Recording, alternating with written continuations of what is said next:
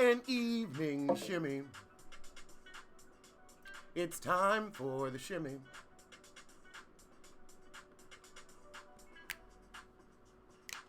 We got to talk about it. Ooh. We got to talk about it.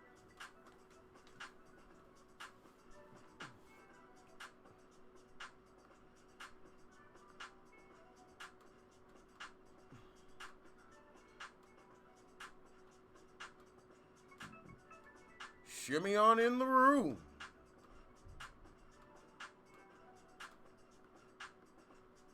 Shimmy on in.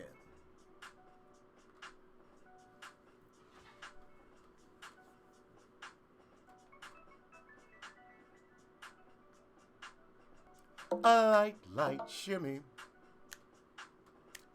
A light shimmy.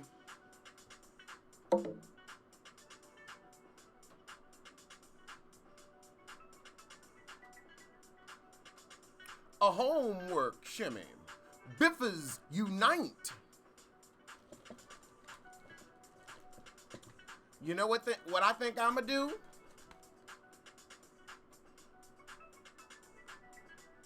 I think I'ma hit that under lip shimmy. Under lip shimmy. Under lip shimmy. Under lip shimmy.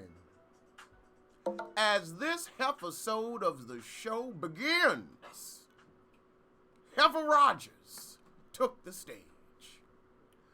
All right, so what do we want to talk about first? I'm going to let it be dealer's choice. Wait, I'm the dealer, so I guess I got to pick it. Let's take it on down to my good old favorite, Rhymes with Snitch. Okay. Let me turn that down. Sorry about that. According to Rhymes with Snitch, the Real Housewives ratings are down yet again. One, I ain't surprised a little bit because it was the second episode and they wasn't doing nothing. Now, apparently, I did my math wrong on the last episode and they lost 500,000 viewers, not 50,000. This week, it looks like it went from 192 to 184. What on earth is that? Okay. So they're still losing people. And now everybody's like, don't just bring back Kenya, bring back Phaedra. Bring back Phaedra. Bring back Phaedra. I think that the ratings are going to go up when the new girl comes on. But I think that first sorry-ass episode, you set yourselves up for failure. I'm going to just go on and say it. Cardi B, Chance the Rapper, and T.I. will be judging a new hip-hop competition on Netflix. Oh, wait, let me get this. Oh, I hate it when it does this. It always wants to show you the top chat and not the live chat. And I'm like, the top chat isn't helping me. I need the live chat. I need to see all the messages. Lord, this thing be getting on my damn nerves.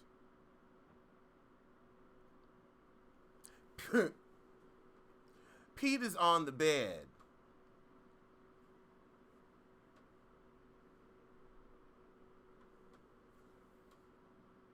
So this is going to be Netflix's first musical competition, and it's going to debut in 2019.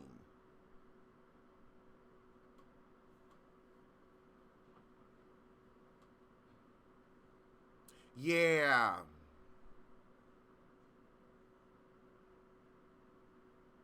Everyone is watching 90 Day Fiancé, everybody but me.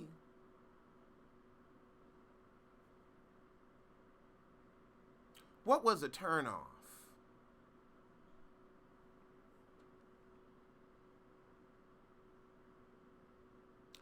Let's see. Okay, the series is set to premiere in fall of 2019 on the streaming platform and will be comprised of 10 hour-long episodes as the judges tour multiple cities holding auditions for the next superstar.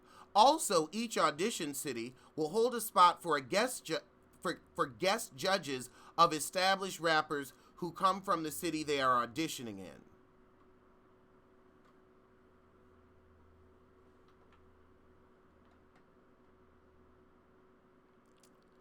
John Legend is producing, let's see, Mike Jackson and Ty Stickleris from Get Lifted will executive produce. Jesse Collins Entertainment and Gaspin Media, and just some other people. I see y'all will not be tuning in. You'd rather watch Cardi throw heels? Me too. Me too. Yeah, she better bring Offset with her. I gotta say, I feel like Cardi is way too new to be judging anything. Like, girl, you getting your own stuff together at this point. And you're not even like, you're likable and people like your music, but you're not a rapper's rapper. So I want this show to be rappers. Like, get a Nas on here. Get a real lyricist. Get somebody that really eats, sleeps, and breathes rap. Like, Cardi, you're good with the music, but no. Cardi should definitely be on Drag Race. Definitely. Yeah, she's not a musical critic. I just, I don't see it. But, get your coin, girl. Get your coin. Now let's talk about the main event. Jill Scott's performance last night. I saw the video because I was like, why is Jill Scott trending? It is a money grab and not about talent. But I saw Jill Scott on stage last night getting very intimate with the microphone. And it was funny, and it was like, okay, it's after dark, we're at a concert. It was fun. They are overexposing Cardi, but think about it. Hotness has the life of a medfly. Like, people don't stay hot for very long, so I feel like they're trying to get as much out of her as they can while they can.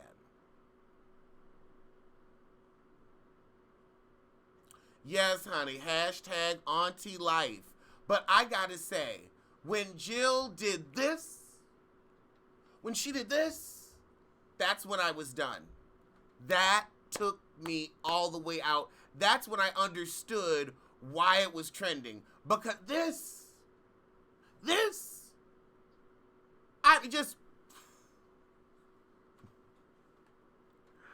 I could not.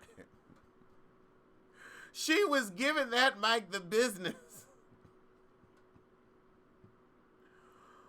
Ooh, yeah, China, get those checks while the getting's good. Jill Scott does make some fire auntie music. That splash, that just... I was like, I did not just see an interpretive dance orgasm.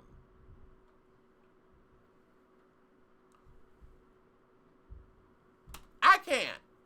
I can no longer can.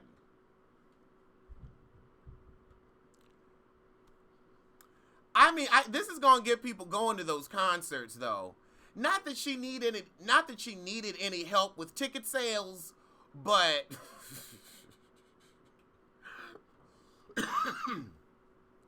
I was like, "Ooh, you put a little bit of the grapefruit lady in your show."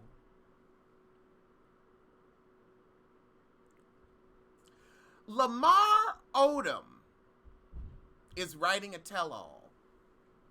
Lamar Odom is writing a tell-all. I'm sorry, Lamar, but you were married, to a Kardashian. All has already been told. We done seen it on the show. We done seen it on TMZ. We done seen it on the blogs. We'd have seen it on the blog shows like me. Like, you ain't got nothing to tell. You was at a brothel, you was getting high, you was cheating on Chloe. She got herself a whole new basketball player, a whole new cheater, and a whole new shitty relationship.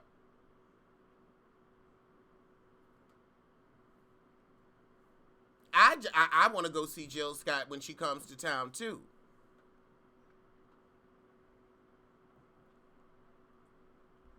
But Lamar, like, we already know the story.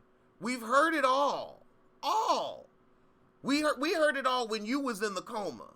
You ain't really got to fill us in on, the brothels. We get it. We've seen what the brothels look like, and they're not fabulous. Thank you, True For You. Thank you very much. Yes. A $20 shimmy. A $20 shimmy. I thought he was moving to China, too. Exactly. If he was going to do that book, he should have done that book years ago, while he was in the thick of it, when we cared about Chloe. We're over her now.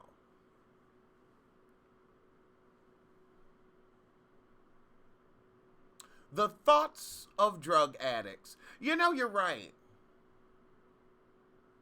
You think it's going to be interesting? I would think it would be interesting if it hadn't already played out in the public eye.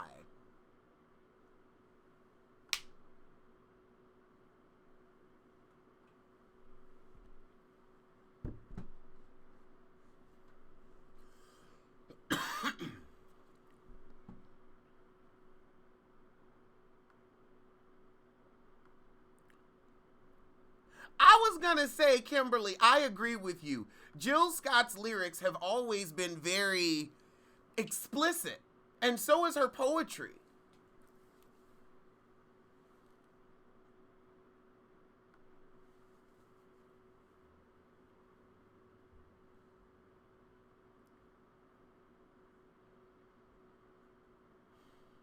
New York isn't that warm either. You would buy it for $15.99. You giving him more money than I would. Child, I wouldn't even catch that for free on Audible. I wouldn't catch it for free on Audible.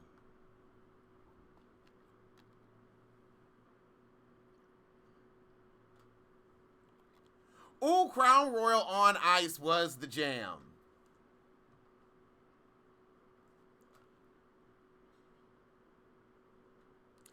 Oh, according to Media Takeout, Lyrica says Love and Hip Hop made her lie about the Safari affair. Quelle surprise! Lyrica confessed that she participated in the Safari affair rumor, and it was just a fake storyline created by Love and Hip Hop producer Heffa Scott Young. She said, I never should have agreed to this fake-ass storyline, which was supposed to be he flirted and cleared up the next episode. See, here's the thing. You agreed to do some sneaky shit with a producer from Love and Hip Hop? You're a mark and a moron. A mark and a moron.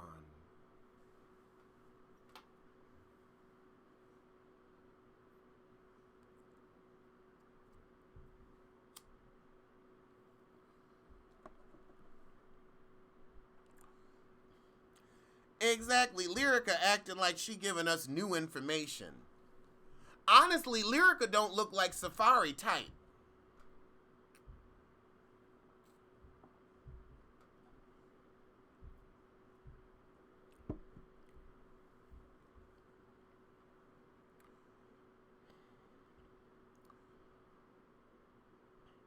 Oh, wow.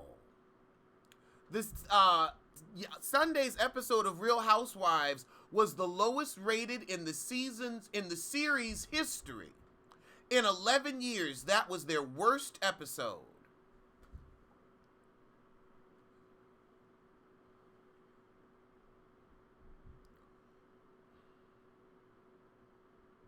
I'm not surprised.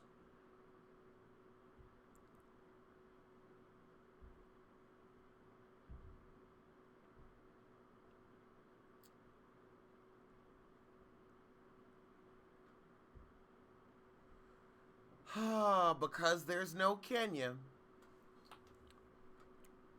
From the streets of New York all the way out to Vegas, it doesn't matter if you're rich or if you're famous, 'cause baby, you can't get someone pregnant in the anus. No, you can't get someone pregnant in the anus. Yeah. Bonk. I think Safari wants somebody a bit more famous than Lyrica. They talking about Kenya and Portia. Would you want to see Portia back? Yeah, that toothbrush shit took me out. It took me all the way out.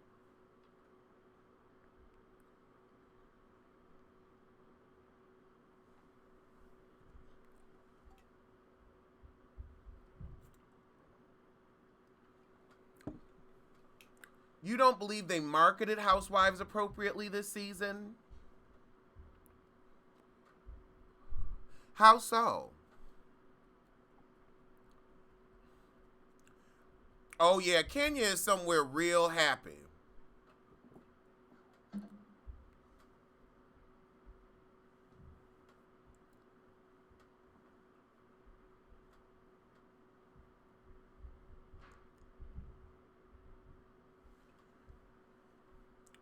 I'm tired of Portia too. Yeah, she can go after that nastiness.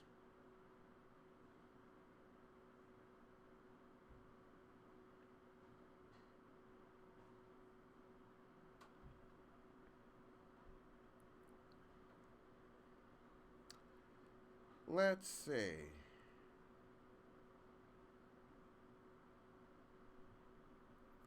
Are there any more hot topics you want me to cover?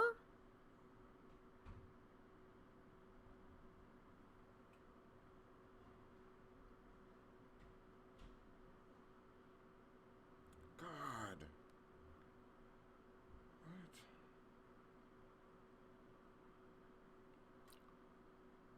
What? Let's see. The rest of the people are boring. They didn't push it like they have previously. Kitty Lickable said that we already know everything about the show, so there's no point in watching. I'll give you that. I'll give you that.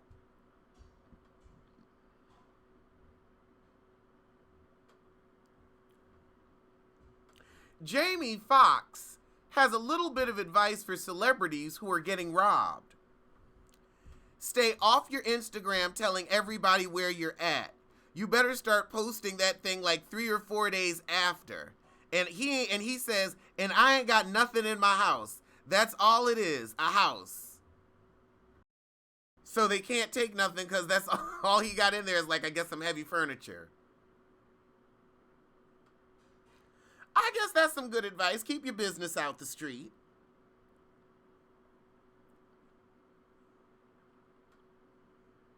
I kind of feel the same way. I'm like, I don't have that much to steal in here. Like, what are you going to take? The TVs that are stuck to the wall? The cable box? That ain't going to help you. Like, I guess you'll take the computer. That's about it. Oh, God, that scared the hell out of me. Oh, God. Oh, I saw the stream, it stopped, and I was like, oh, God, here we go. Here we go.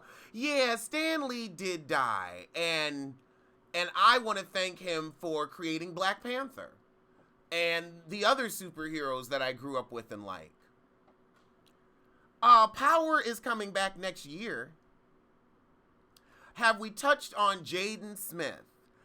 I think we talked about that on the other live, but I'll go on and talk about it again since a lot of people are asking. Jaden, like, okay, Jaden Smith is gay. I want to see hands for who's surprised. I'm surprised it's Tyler the Creator because Tyler the Creator is ugly. Hustle and BK is messy.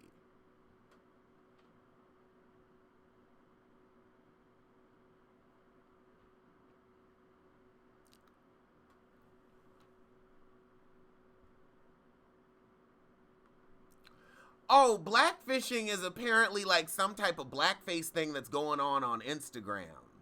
I want to see that Widows movie too. I might be reviewing that. Oh, that's right, and I got Pete. Pete'll scare you.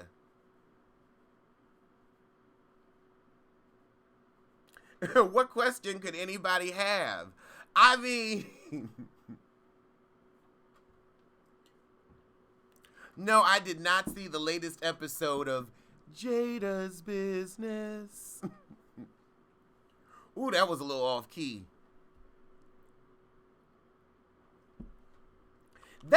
Somebody said that whole family gives fluid. Yeah, Tyler is hideous. I mean, Jaden Smith, he could do way better than that. No, I'm not going to see Bohemian Rhapsody. I was never that big of a Queen fan. And that guy that's playing him just looks weird. He looked like he got like a thyroid condition because his eyes is bugging out of his head. I keep looking around the room wanting to see what he's looking at. I can't with him.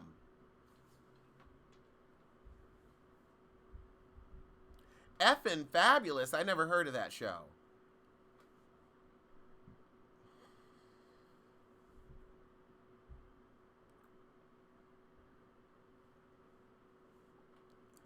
I keep hearing like little chirps of Lisa Vanderpump tea, but I don't know what's really going on.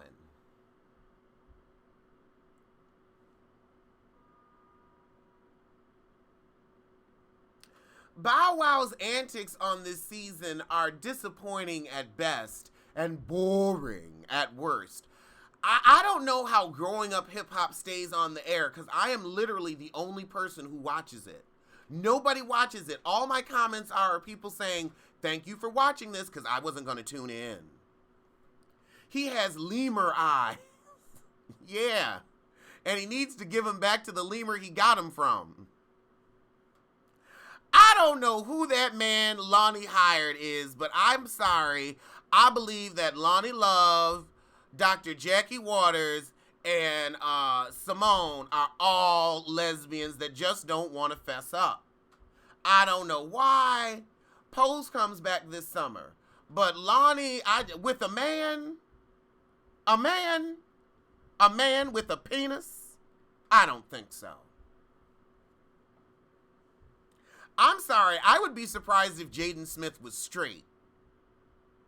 I'd also have to say, from the streets of New York all the way out to Vegas, it don't matter if he's rich or if he's famous, 'cause baby, he can't get someone pregnant in the anus. No, he can't get someone pregnant in the anus.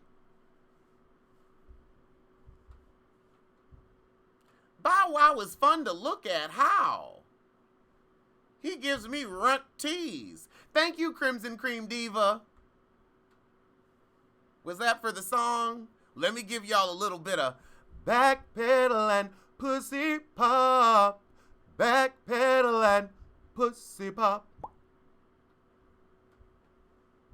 Nobody review. No, It's Rock still reviews How to Get Away with Murder. Penis. Yeah, because How to Get Away with Murder don't pay shit. You will make $5 for that review. 10 if you're lucky. 10 if you're lucky. But It's Rock still reviews it. It's Rock still reviews it. So if you want to see a review joke, go check out It's Rock's. I think Bondi might. I'm not sure. Check Bondi too. But yeah, I had to stop. I had to leave Bonnie Winterbottom alone. Yeah, I was giving y'all a little bit of a vocal for a second there. I don't think Bow Wow is interesting enough to be gay. I need to do jingles. I want my baby back, baby. I don't know if I can sing that. That might be copywritten. Let me watch out. I don't know if Greenleaf pays, but I'm not reviewing it.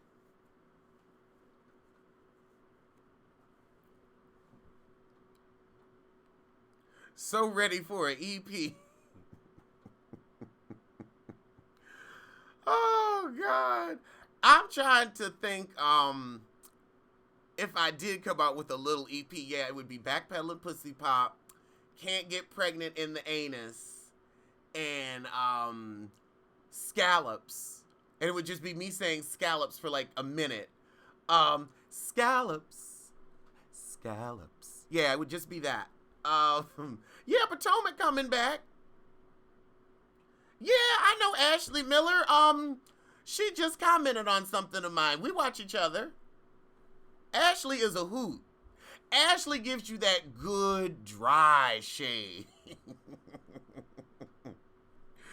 Ooh, you won't think she going in, and then all of a sudden it's like, oh, she's in.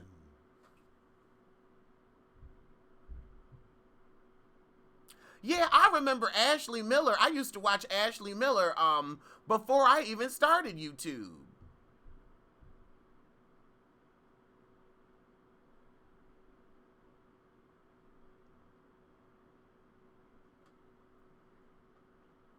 Femininity. Femininity. This Is Us. I didn't watch This Is Us, and I wish I had, because I feel like I missed out on something.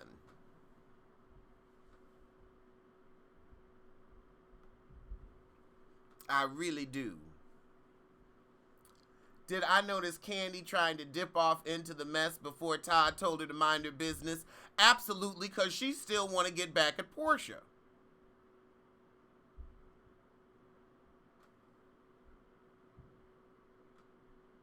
So I absolutely saw that. Come on, scroll. Let me see the comments.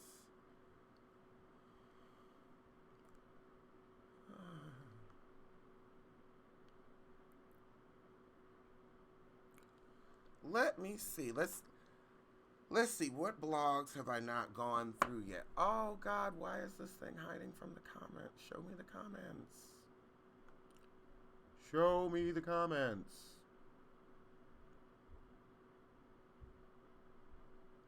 You caught that, Reed.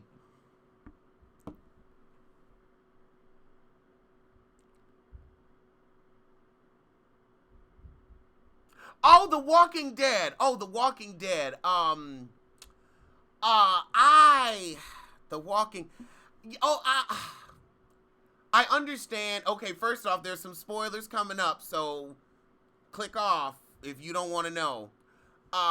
So Rick didn't die. And I was like, really? Really? He gets saved by a helicopter? Really? But, I think they had to do it because they did that season when Glenn got killed and everybody stopped watching because it was just too sad. So I feel like if Rick had died, it just would have been too sad. It would have been too depressing, and I think people really would have left the show alone. But now that Rick can come back and not as a dumbass ghost, it's interesting. So I guess I'm okay with that. I saw the last episode, and I think I liked it. I need to remember what happened. I can't remember what happened. It was an hour and 20 minutes, and I was bored. Oh, yeah, the walkers are evolving. That's what happened. It took an hour and 20 minutes for us to find out that the walkers can now talk. Now, that shit blew my mind. Scared the hell out of me. I watch What Happens Live occasionally, but not too often. Well, Carl wanted off the show. Like, the show's been on for 9 seasons. Like, after doing something for 8 years, you done made your money. You can still show up at the conventions and make a cute $250,000. And that's just your appearance fee. They make $250,000 for the weekend. Then there's autograph money where they can just, every signature's $20. The walkers have started talking. They said, "Where are they? They're getting away. They must be close." Oh, I was really good at that. Yeah, it scared the hell out of me. Scared the hell out of me. I can't wait for the Sabrina Christmas special. Rick Jr. Yeah, they had a baby. I was like, Whose baby is that? Did they have a baby? They did such a shitty time with explaining the time jump. No, that show does not pay that well at all. I mean, now they're making like okay money. I know Norman Reedus got a couple mil.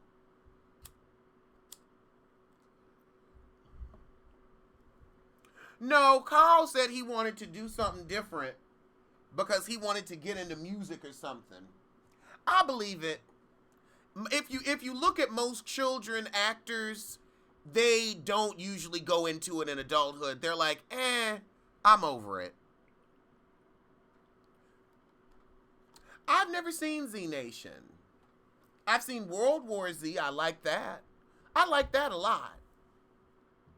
I was on point with my Walker impression. Thank you.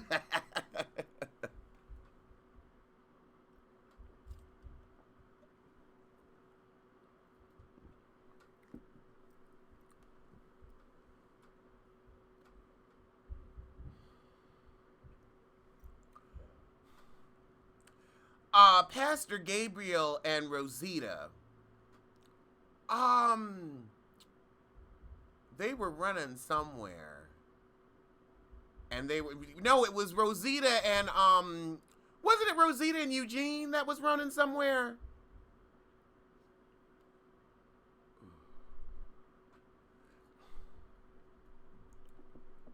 I can't remember. Z Nation is something like The Walking Dead. Okay, I'll give it a look-see. How much would I rate Sabrina out of 10? Tens across the board. Yeah, because those hours are long and grueling, and then they realize they're not going to have those little child hours anymore where they're only on set for like 6 or 8 hours. They're going to have to do them adult shifts. That's why I don't want to go into acting, really, because you'll be on set for hours on end. I'm like, bump that. I'd rather just be popular on YouTube, turn on my camera, and make my coin when I want to make my coin. Create what I want to create. If I want to get on here and do a 3 a.m. live for the Insomniac crowd, I can. I've thought about that too. Because sometimes I be up and I'm like, I just want to get online and talk about crazy shit. Like, oh my God, this article at 3 a.m., I swear I was reading this. Apparently, the air hand dryers that they're retrofitting bathrooms with are sucking up the toilet plumes of feces that happen when an unlidded toilet is flushed. And so that fecal matter is in the air and it's getting sucked in to the hand dryers. So you getting hot feces all over your hands. Just hot air and feces. Hot air and feces. And I'm sick of it because in the city, they're really getting aggressive with putting those damn hand dryers everywhere. And then they won't give you a paper towel. There is no paper towel option whatsoever because they cheap and they're unseemly.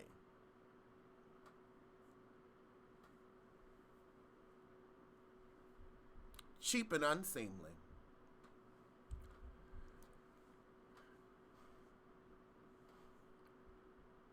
Your ear was right. Yeah, the fecal plumes, honey, it's real. So if you have a paper towel option, get your paper towel. Okay, let's talk about Rob Kardashian. I done found the article on B. Scott. Rob Kardashian goes to court for a reduction in child support. He claims he has no income. Ooh-wee, Kris Jenner is at it again. I think that we're going to get Apocalypse 2 next season. Okay. Sources connected to the case tell TMZ Rob and China are now locked into a war over how much he has to pay to support two-year-old Dream. He paid $20,000 in 2017, and now he says he's broke and she's rolling in dough. He agreed to pay it knowing a judge would reduce it significantly, but he needed China to back off the claim that he physically abused her.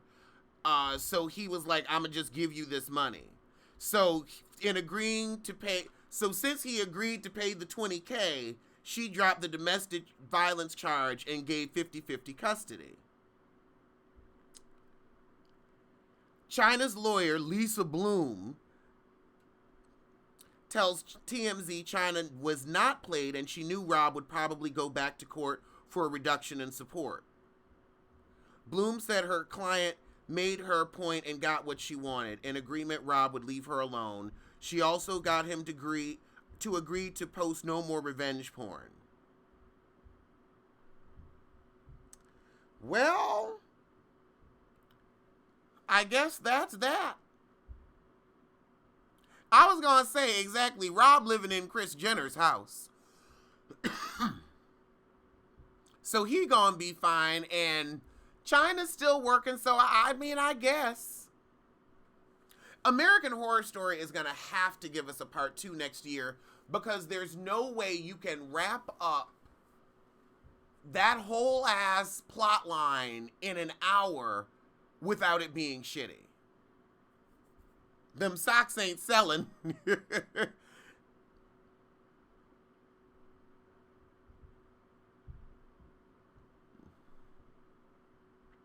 Monique continues to defend Roseanne. Why?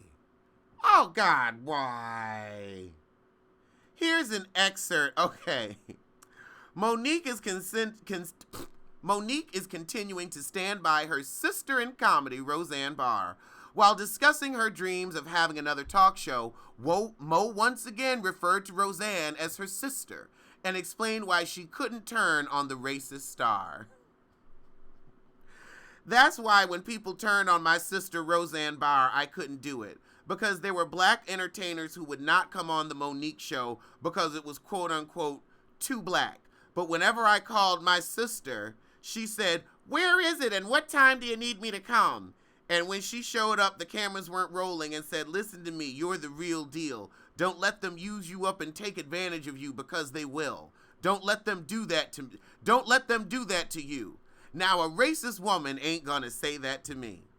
The reporter brought up Roseanne's racist tweet and Mo brushed it off as the disgraced comedian trying to be funny. And I know her. And what she thought was funny as a comedian, that's what it was. Has she ever said kill black people? Monique also said that Roseanne has been working behind the scenes for black people. She was behind the scenes fighting for the black concert promoters. Nobody knows that. She's behind the scenes trying to push a documentary about Malcolm X with a brother who's a Muslim. Oh my God, Monique! What the hell was that? Oh my God, Momo. Now, girl, I get it. She might have come through for you in a tight spot when you didn't think that, your people was coming through for you like they should. But you are a fool. You are a fool. I'm sorry. You can't tweet the word monkey about a black woman and not be a racist. Not in 2018. You ain't that stupid. I'll give you a pass if you are under 5 years old. Only under 5. Only under 5. Just the lies.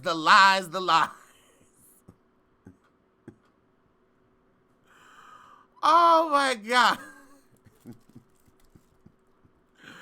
Oh.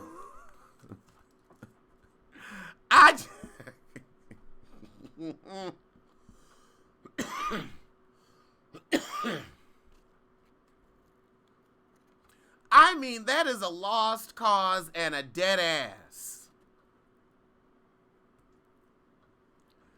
I can't believe that. Ain't nobody really checking for Momo. Mo got CTE. A little bit. You know what I think she has? A touch of tard. A touch of tard. A touch of tard. A touch of tard. Just a touch. Just a touch.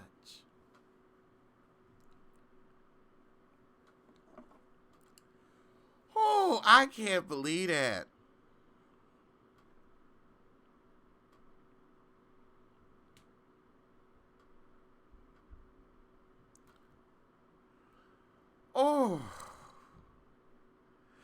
wish Mo would do something like have a special. Wait, she got her Netflix deal, didn't she? She got like $2 million.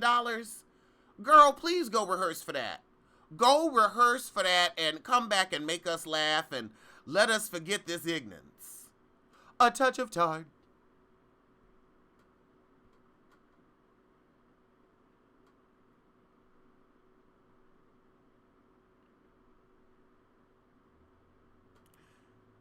Are y'all going to see that new cartoon Grinch?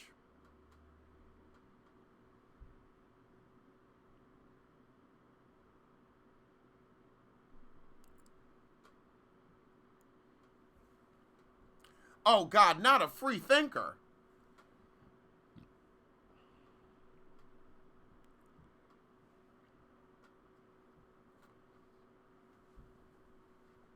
Quiet as it's kept, they do need to reboot the Parkers. Did you see Mr. Ogilvy's 50 and Fabulous Thirst Trap? What did you think?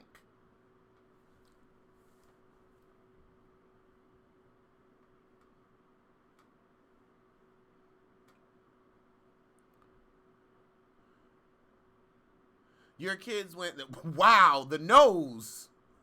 Oh, Lord, the nose.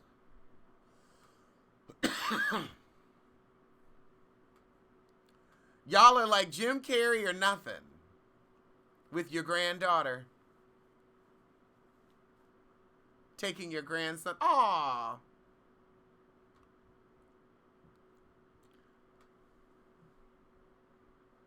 How many times they gonna tell that story? And I guess as many times as the Seuss people want to get paid.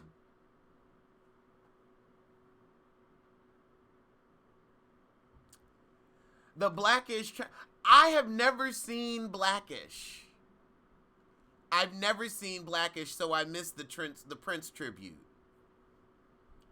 It's a Wednesday night show, and you know what? When Blackish started, I think that was when I was doing Underground on Wednesdays and American Horror Story and Black Ink Crew and Star and Empire. And I was like, I cannot fit one more show into Wednesdays. They're rebooting Home Alone. I thought that was a joke. No, I don't watch This Is Love on OWN. I think that show is for a little older than me. I'll probably watch that at 45. I ain't about to sit around and watch a show about relationships that I don't have.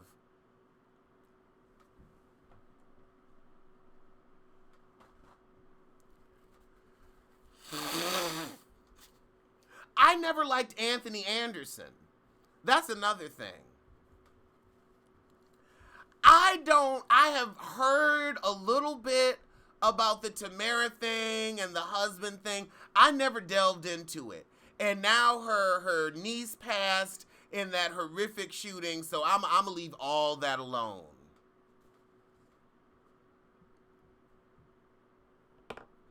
We're praying for the victims, and we leaving all that alone.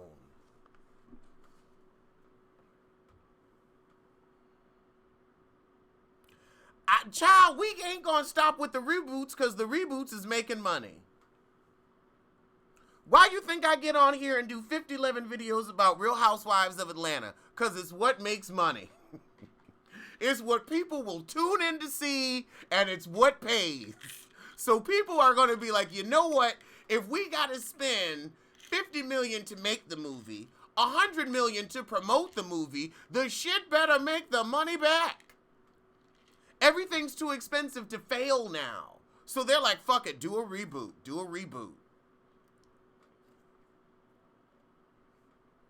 Hey, London. You know, exactly. You know what I'm learning in writing class? How to rewrite old stories like, let's say, Euripides' Medea. I worked on that, and it's like, they're like, okay, take the premises of this story, you know, a woman cast from her family, people falling into madness, take these elements and then write your own story. So ain't nothing new under the sun. They teach you how to rehash. I'm paying good money to learn how to rehash, honey. How to rehash and reboot. Yeah, we do the premieres attached to the lives because it's something new that they offered us. I really like doing the premieres because I get to converse with you live with a pre-taped video. I didn't check that Charmed reboot. I checked that one episode and I had to leave it alone. Now, Sabrina is not a reboot. It's its own new thing.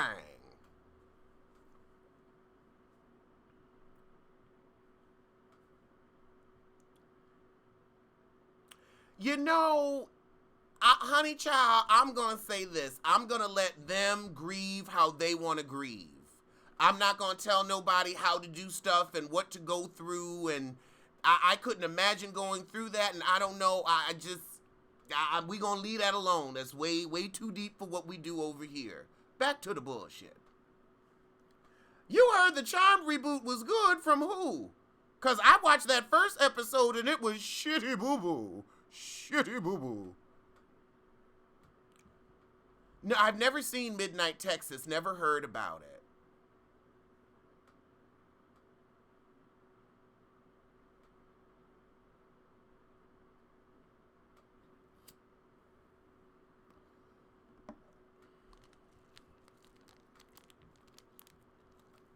The 90s version was a sitcom. You can't reboot Fresh Prince without, the Fresh Prince. Like, I'm sorry, there's no new Will Smith. Like, Will Smith is one of a kind.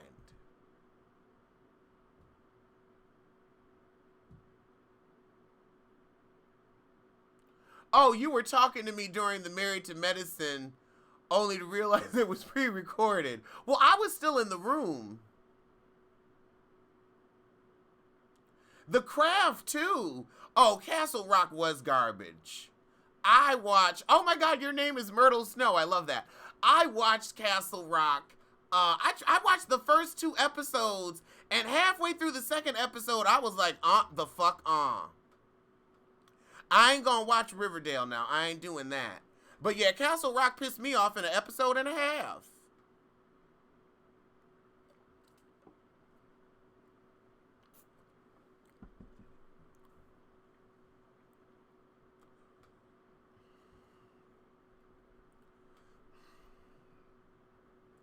Well, no, I wasn't going to say Uncle Phil because I didn't think the original cast would come back. What do I think is missing from the television landscape in terms of shows? Finite endings. Finite endings. I think we need a return of the miniseries. I want to see funny miniseries. I want to see scary miniseries. I want to see suspense and thriller miniseries. Kind of like what Bravo is doing with that thing with Connie Britton, like that 3-episode special. I want to see, oh yes, I will be reviewing RuPaul All Stars. I will be reviewing, a Biffa is the heifer that you want to be. A Biffa is a heifer who is transcended.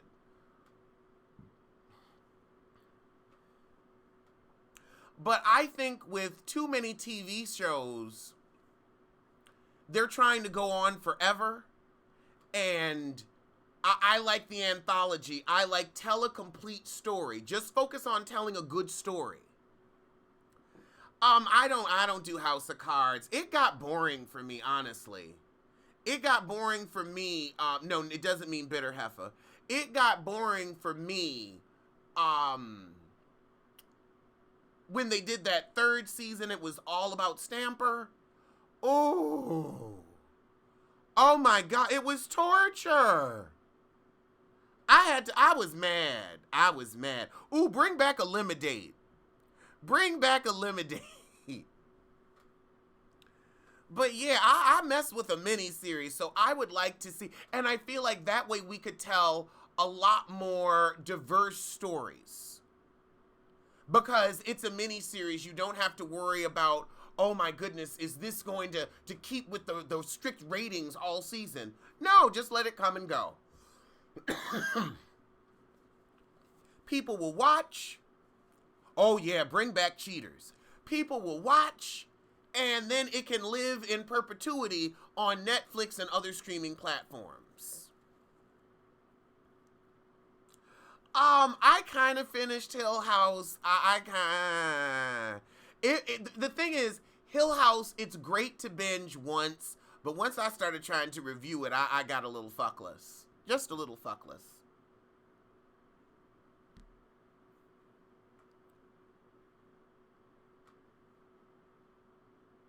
Yeah, I agree, that Ryan Murphy formula. That's why Pose was so good, because it was a beginning, a middle, and an end.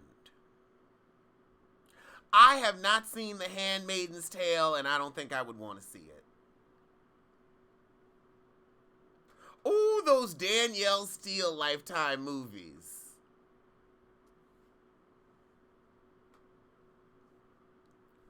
Big Mouth and BoJack Horseman on Netflix are great.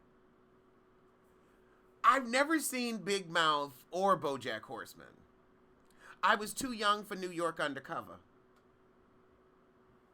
No, I'm not gonna watch. I'll probably review the first episode just to see if it makes any money. But that's where my fucks are. I'm like, it might do well. You never know. It might do well. So I'll check it out. But, Penny Dreadful, no.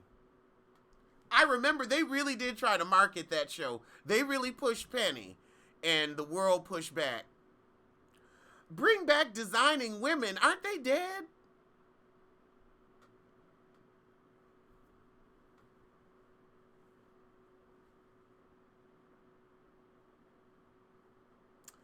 BoJack Horseman don't seem like my kind of humor.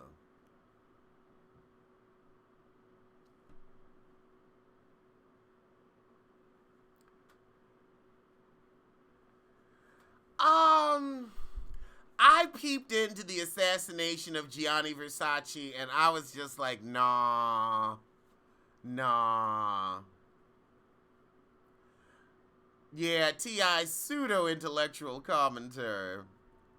I actually have 911 recorded. I haven't edited it, so it'll be a bumper for another review. Well, I'm 35 and I wasn't allowed to watch it. I was not allowed to watch it. And was I even interested in that? Now, I watched Living Single back then. I had friends who watched Archer. I've seen it, but it doesn't do anything for me. You want them to bring back What Not to Wear? The Women of Brewster Place was too sad. Can we have a movie about happy black women winning at life? Can we have that? Where's that movie? Because Lord knows we got the struggles from hell.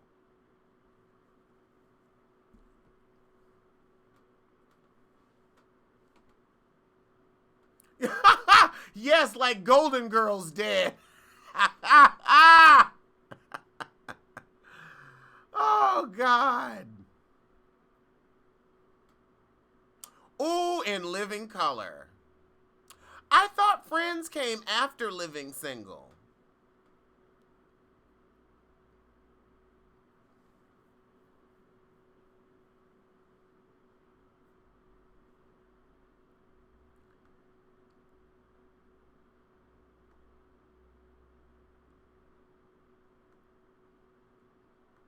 Watch BoJack, I'd really fuck with it.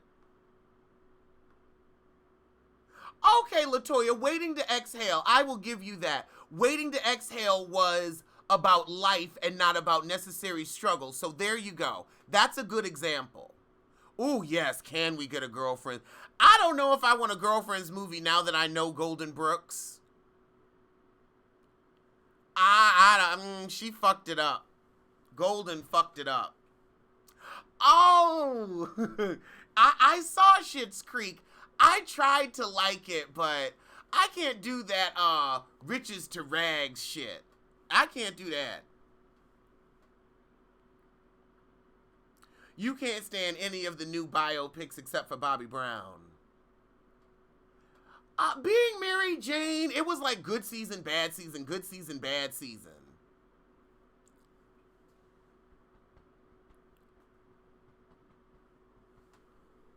See, honestly, that's why I don't think I would like BoJack Horseman, because I think it would be too deep.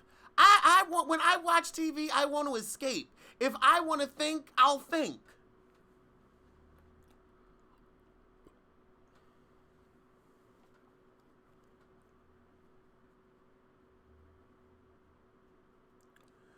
A reboot of Oz? Nah, that's okay.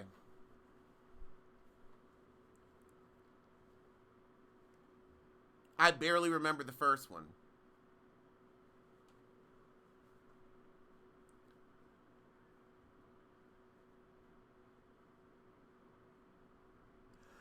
Anybody watching old episodes of The Cosby Show and don't give a damn about Bill Cosby? Anybody? Anybody? That's an interesting question. I wish I had watched Weeds.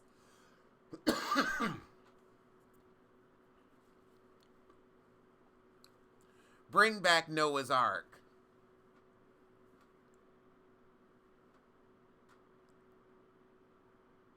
Yeah, I don't want to think. I do enough damn thinking.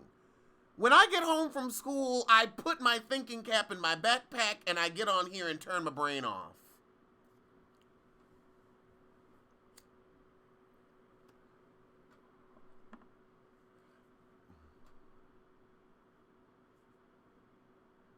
Okay, some people do. For some people, it's too early. I mean, it's because there were so many other great cast members on there. I mean, Felicia Rashad ain't do nothing to nobody. We can still love her. We can still love the kids. It's tough. It's difficult. It's difficult. I gotta see this damn Noah's Ark.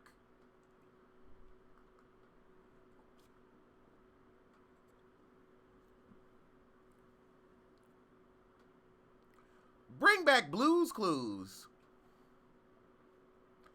You know what? I would do Blue's Clues.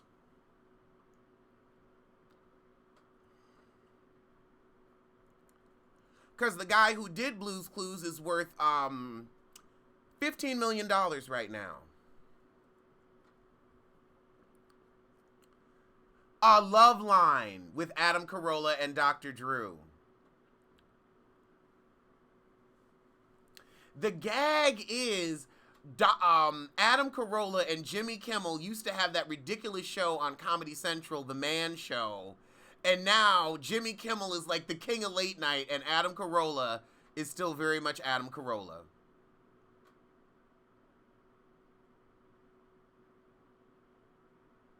Oh, I want to sing the Gullah Gullah Island theme song so bad. But instead, I'll give you this old read.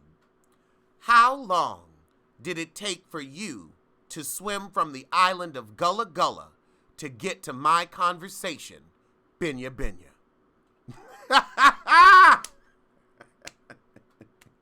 Oh my God.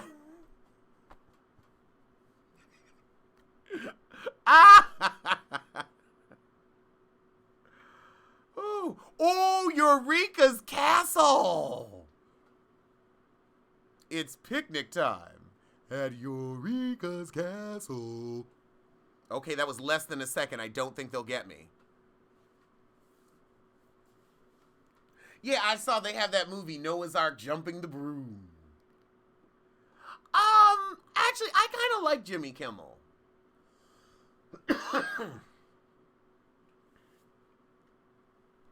The Jeffersons were a positive picture of us. And I did watch The Jeffersons growing up.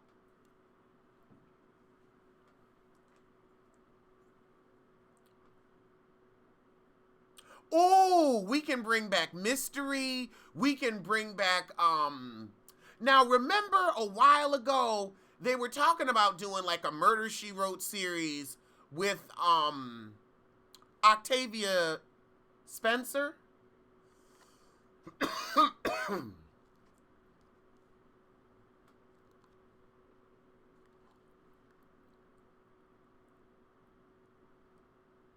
Got to Be Real is everything.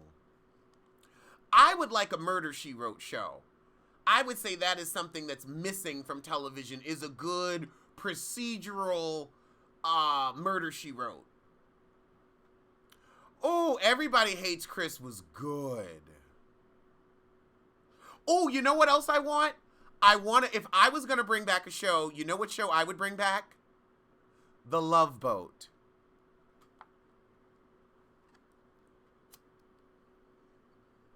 I would want to be on a sappy ass show like The Love Boat.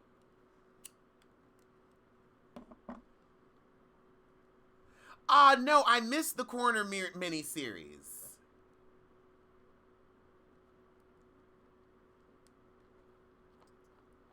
Oh, they could bring back Ghost Rider. They sure could. They could bring back all those good little PBS shows.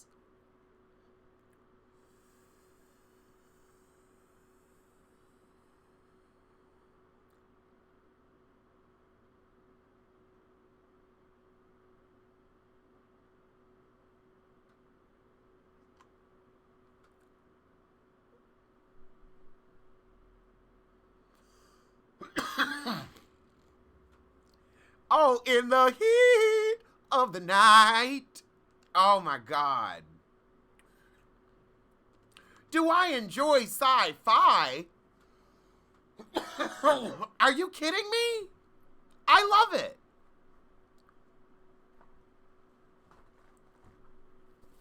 I would love to have a sci-fi ass Love Boat. You know, actually, I don't think we need Tales from the Crypt. We have Black Mirror. I never watched Heart to Heart or Magnum P.I. No. In the Heat of the Night, still reruns. I don't even remember when the Heat of the Night aired, but it was always on TBS and TNT when I was growing up. And remember when TBS would always have stuff on at 8:35? Like, they were always the 05 channel. Everybody would start their shows at 8 o'clock, and you could always count on TBS for that 8:05 to 8:35. 8:35 to 9:05. Oh, no, I don't watch Ancient Aliens. I think I saw Tales from the Dark Side. Oh, God, I love Murder, She Wrote to this day. I have seen every episode, and that show was on for like 15 years. I love the Murder, She Wrote movies, all of it.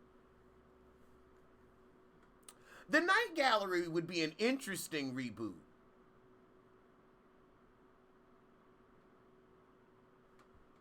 I used to watch Wonder Woman reruns on the Sci-Fi Channel when I would get home from school. I would start making my snack, and the Wonder Woman theme song would be just coming on when I got in.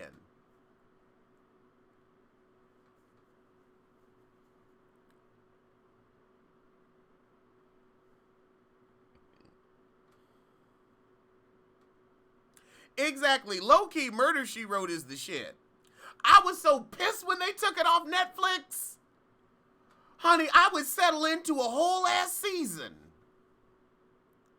Oh, yeah, Chocolate Capricorn, you better say it. The ABC Sunday Night Movie, and I'm going to do you one better. We going to take it all the way back to 1994. The ABC Sunday Night Disney Movie. When they would give you a little bit of Mary Poppins or Bedknobs and Broomsticks.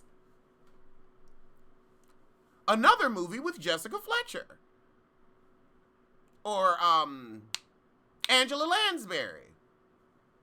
Oh, I loved The Closer. Oh, I wish that was still on so I could review it.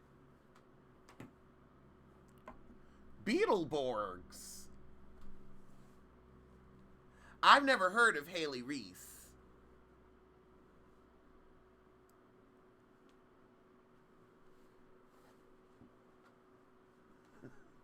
Oh God, Kimora Lee Simmons' Fabulous Life. Oh, I caught a couple episodes of that. I remember Brandy Cinderella.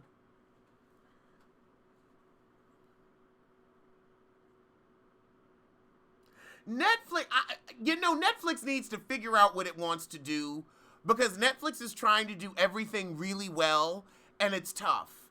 I hate to say it, but Sabrina is the first Netflix series I've given a shit about since like the second season of Netflix House of Cards.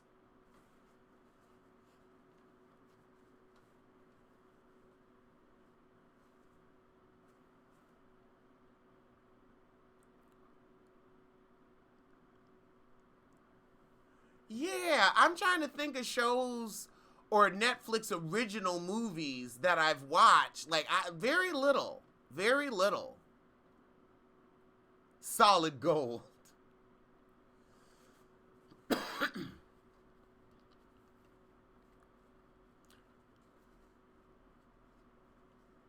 And that's the thing, Netflix be canceling stuff.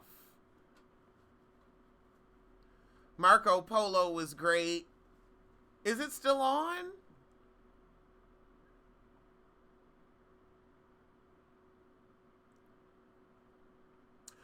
No, I don't have Hulu.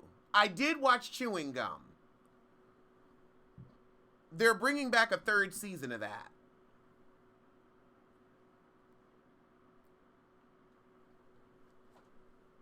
Yeah, back when you had TV shows instead of reality shows. Oh, I remember Duckman. That was trippy.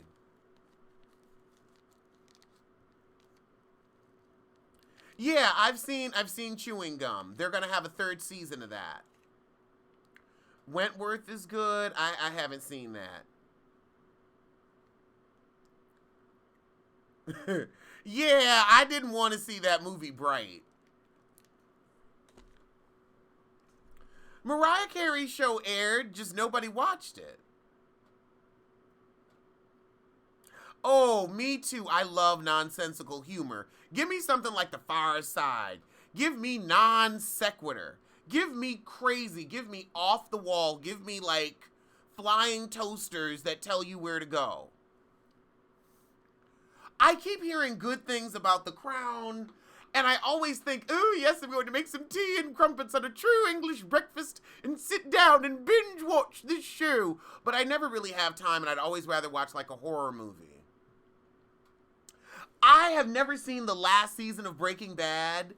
So yeah, I gotta watch the last season of that at some point.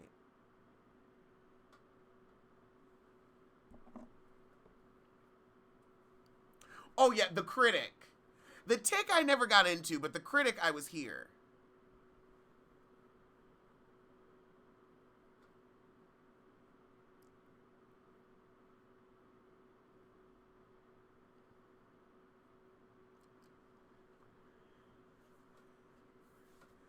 Oh God, Jake and the Fat Man. Ooh, you taking it back to the Father Dowling mysteries. Oh wait, and then there was oh shit, what was that show with Dick Van Dyke where he was the old ass doctor? Something MD.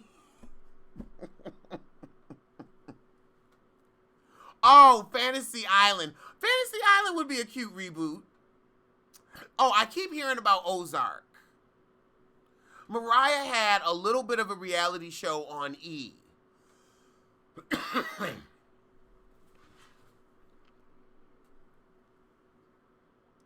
The Bodyguard is good. Okay.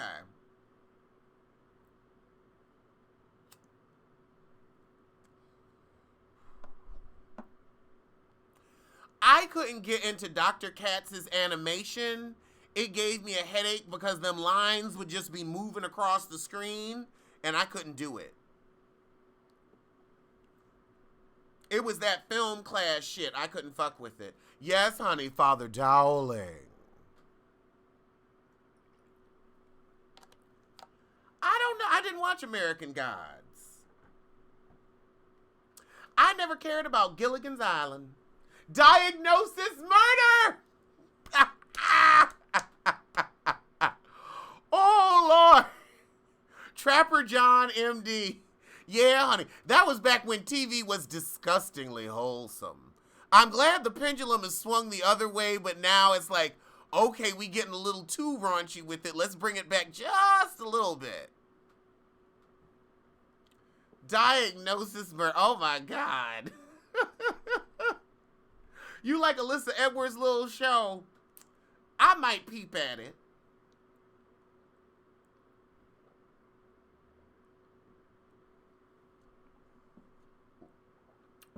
I liked Shades of Blue, but I didn't keep up with it.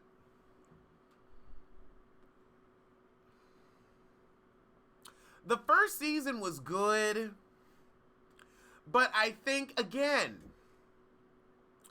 I think that it was a great story, but instead of trying to, oh yes, I loved Aeon Flux, but I think that that would have done better as a mini-series. I wasn't here for Freakazoid. It didn't do anything for me. Dick Van Dyke isn't alive. How he gonna be in the movie? Is he alive? He gotta be like 400.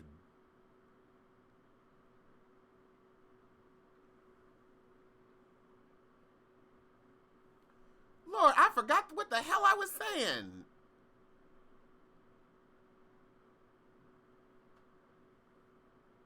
Oh, I loved Medium. Shit, what was I saying? Somebody said Dick Van Dyke was going to be in the movie. That took me out. Oh, you can't bring back Daria. There's some things you cannot bring back. They are time capsules. All they do, Daria is like late 90s, early 2000s. That's it. Like, you can't bring it back. You can't have Daria in today's world. It doesn't work.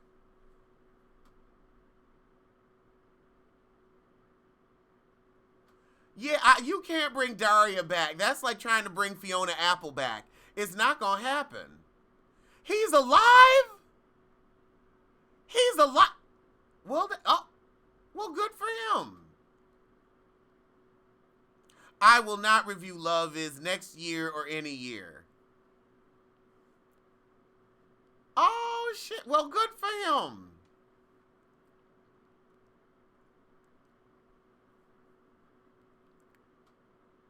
I had no idea he was alive.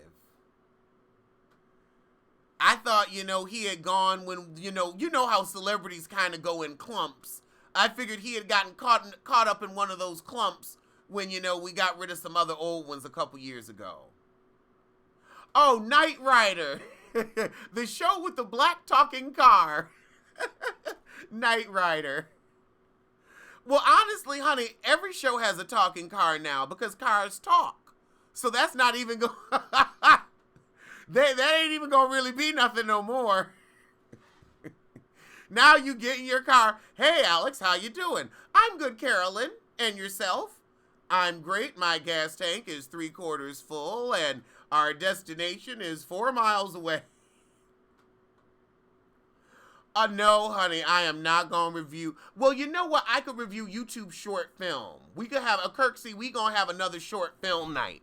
I think the next one we gonna do is comedy. We'll do a little comedy short film festival. That'll be fun. But no, I don't want to review web series because that gets way into other YouTubers. And honey, we done been down that road and we off of it.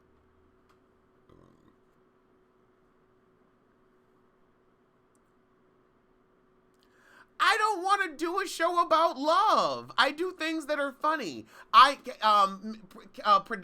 Canine Productions, I'm a reader and a roaster. So I'm not going to get on and make fun of couples that are in love. There's nothing to make fun of there. Like, that's why I wouldn't do the show. Like, everything I do, I can make fun of. I can make fun of Heifer Scott Young. I can make fun of the Real Housewives, the Married to Medicine foolishness. You know, I'm not going to make fun of Black Love. That's not funny. It's good. I mean, and also there's not going to be anything to make fun of there. So it would just be me saying, like, these people are in a relationship.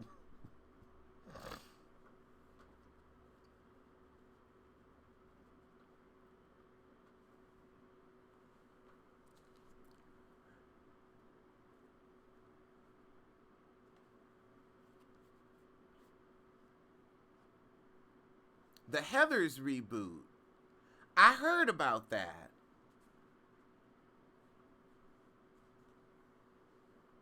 Noah's Ark got canceled like a whole bunch of other shows. Thick Madam said, oh no, you can find a lot on that show to roast. No, honey, I'm gonna leave that all the way alone. All the way alone. Know when to hold them, know when to fold them, know when to walk away, know when to run.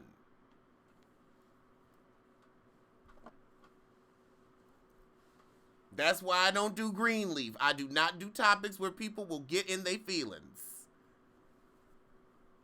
I don't watch the Parkers, but I have like 117 episodes of Living Single taped, and I had 60 episodes of Moesha taped. I didn't like Jim when it was on. Maud, we don't, Dorothy, B. Arthur has passed. We'll never get a Maud reboot.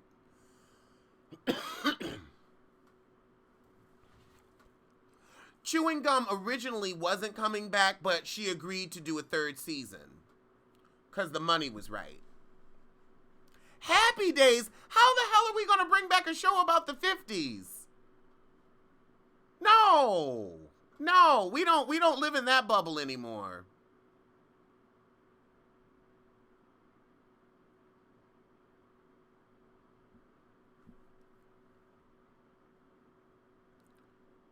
Wait, let what have my voice? And that would be a reboot for the ages. Knight Rider? Yeah, I can't wait for season 2 of Pose.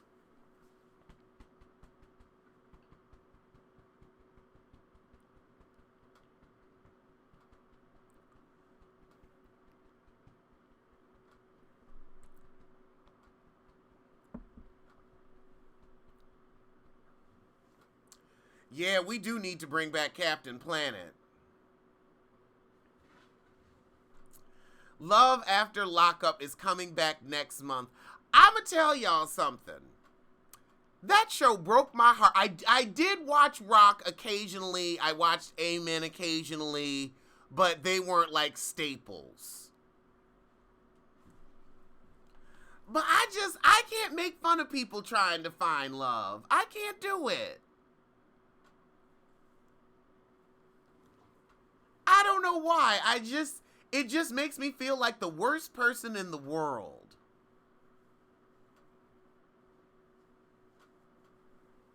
Now, if you're obviously in a fraudulent union, now I got no problems making fun of that. But I don't know. I look at those people on that show and they all have that look in their eye of, I really want this to work and I really don't want to be alone. And I can't make fun of that. I can't make fun of that. My spirit won't let me. So that's why certain shows, I can't do it. I can't do it. I feel terrible.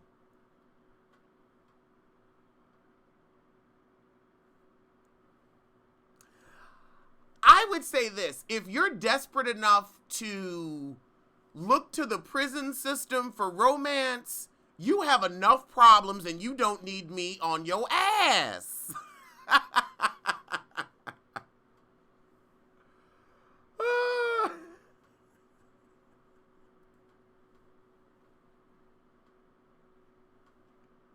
Oh, I remember TGIF. Well, really, all there was, well, let's see. I would watch Step by Step because wasn't shit else on. See, half of TGIF was because wasn't shit else on. I liked Urkel. Boy Meets World was kind of okay. And then everything else after that was just filler. Oh, I loved Hey Arnold. Hey Arnold was good. Oh, that was like one of the most real cartoons of my time.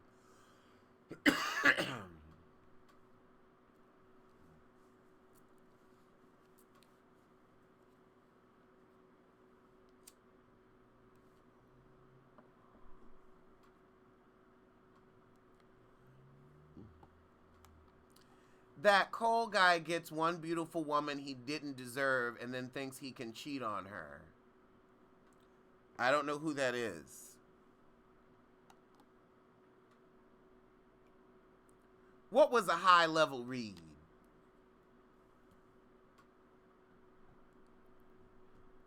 I like Doug. I remember Doug was really cute, but I loved Hey Arnold. I liked Rugrats more than Doug. Rugrats was my shit. That was my... Rocko's Modern Life was too gross.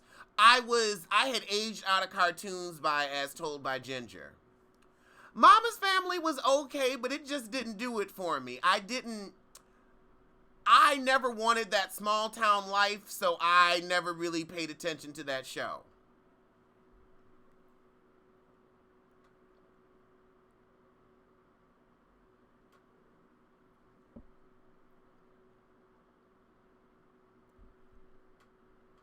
You know, I wanted Alex Mack to be my show, but that was back when Nickelodeon would just air shit whenever the hell they felt like it.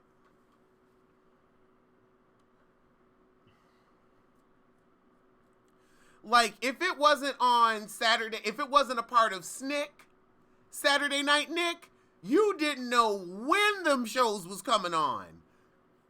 I tried to follow Alex Mack, and it was always a damn rerun. Those networks were a fucking hot mess back in the day. You couldn't follow anything. Then remember the Pirates of Dark Water? I love that show. They found like 7 of the 13 treasures of RHOA, and then the show ended. We never got to find out what happened to the rest of the treasures, to Bloth, the Maelstrom, none of them. What happened to Ayaz? I remember them vividly. I had their poster up in my room. I'm so pissed. I remember Salute Your Shorts, and that was a great show that just vanished too. I never watched All Grown Up.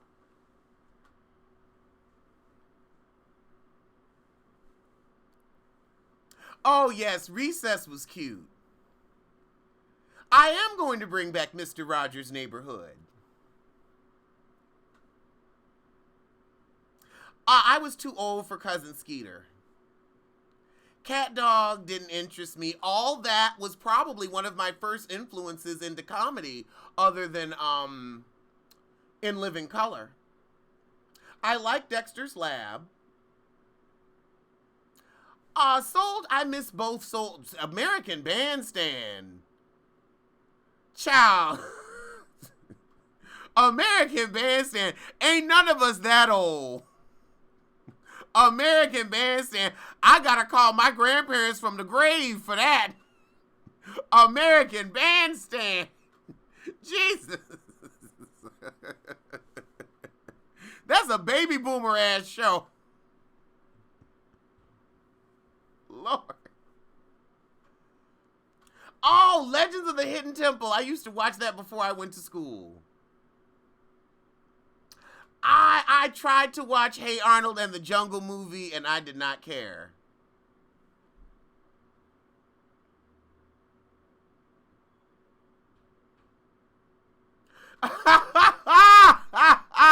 Gretchen from Recess was on Black Ink Chicago. She goes by Cat. All right, Monique Moss. That was hilarious. Ed, and Eddie was too gross for me. Never heard of Billy and Mandy. I did watch Are You Afraid of the Dark? I loved it. I remember You Can't Do That on television, but the slime grossed me out at the time. I didn't like that. Ren and Stimpy was too gross for me. I'm 35, so I'm definitely not the young one in the club anymore. I walk into the club and I see all these 23-year-olds and I don't look too old, so I can still, hang a little bit, but it's definitely like you start talking to somebody and you realize, "Oh, you are really in your 20s and I am very in my 30s. I am very much on my grown lady and you are on your little boy."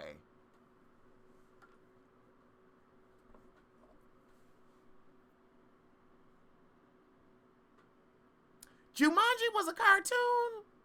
Mm-mm. I never saw that. Oh, Clarissa Explains It All. I like that show. Ooh, Erie, Indiana. That was another show. Loved it, couldn't follow it because they wouldn't put the episodes up regularly. It was always like, is it going to be on this Sunday night? It might be, it might not be. At 33, you feel old at the club. Uh-huh, Salt and Pepper. I'm on my grown lady. Yeah, that's a great question. When did y'all start feeling old at the club? Because I would definitely say, I think it was around 33 that I was like, oh, everybody's in their 20s.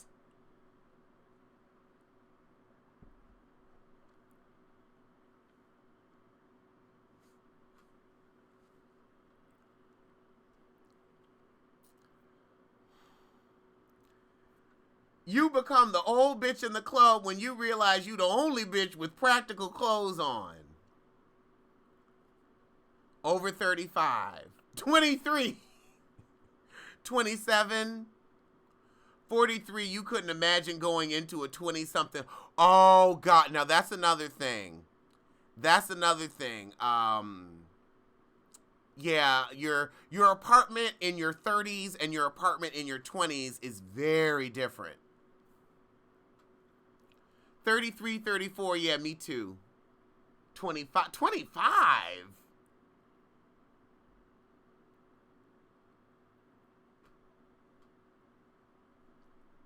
You stopped clubbing at 24.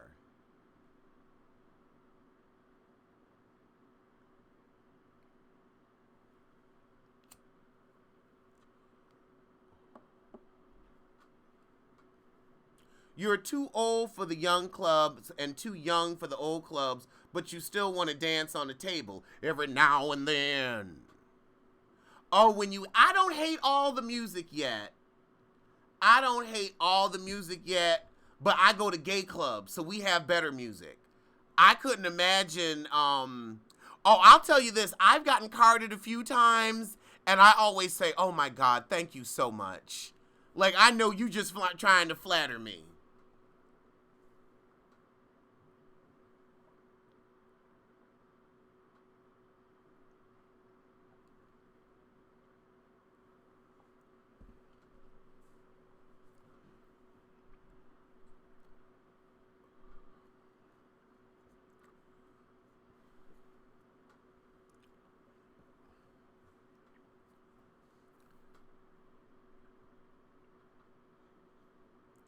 How are apartments in 20s and 30s different?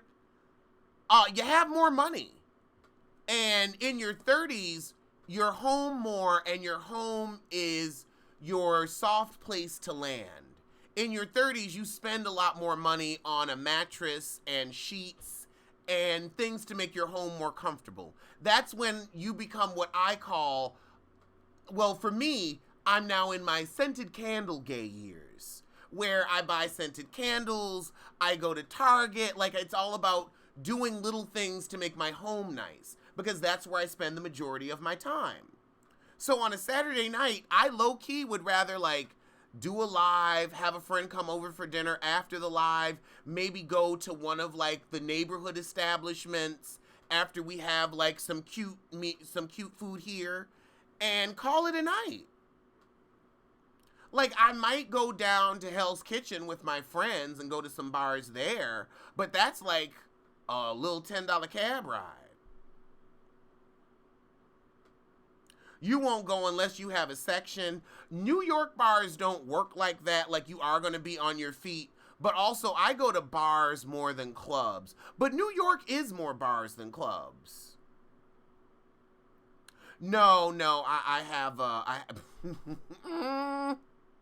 messy blanks, you are messy.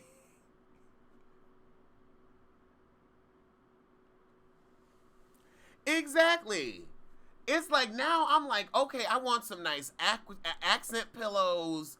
I want better pillows. I want a tufted bench. Yeah, your home is your sanctuary. I just want it to smell good in here. I just want to go and get Yankee candles, the good candles, but on sale at Marshall's or TJ Maxx. I want to get some more wall art. I got to get the place painted again. It's been 2 years.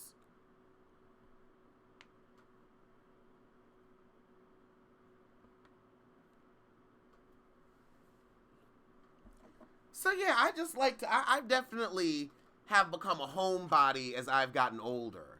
And I'm happy about it. I spent all of my 20s traipsing all over New York, coming in at 4 and 5 in the morning. I have danced, I have acted a fool, I have catted around. I've done it all. Now I'm tired. I just want to do my show.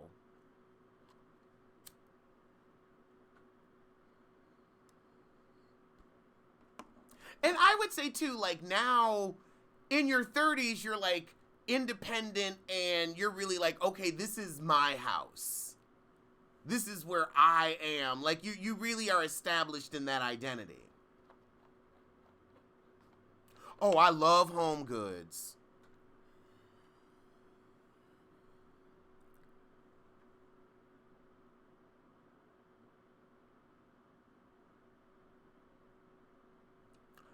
Jeff on page, exactly. You get wiser and your priorities change completely. And Tierra, you right too. Ain't nothing in the streets but bullshit. But bullshit. Oh yeah, Lulu, you right. You grown when you have more than 10 matching towels. I'm gonna get some candles on Black Friday because I love a scented candle. Actually, my favorite candles are Diptyque, and they're like $60 to $100 a candle. I had $100 Tube Rose candle, and I had that sucker for a year. Like, it was a candle, and it was $100, but that candle lasted a year. Now, I didn't always have it open, because Diptyque candles are so strong, you don't even have to light it. You can just take the top off the candle, and it will fill the room with the aroma.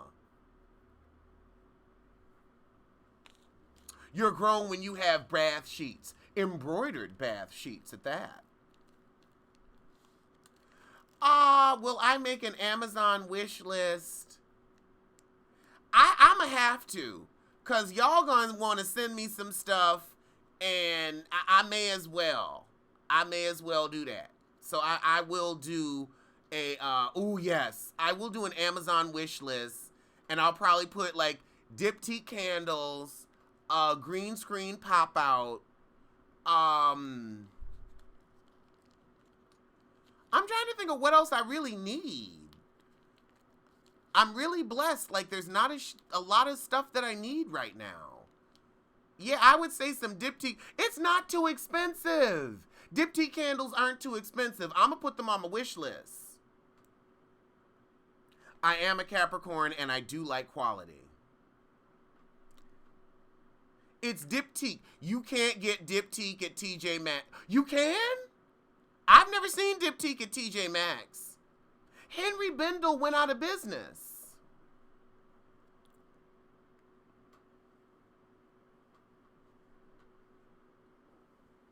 Mm-hmm.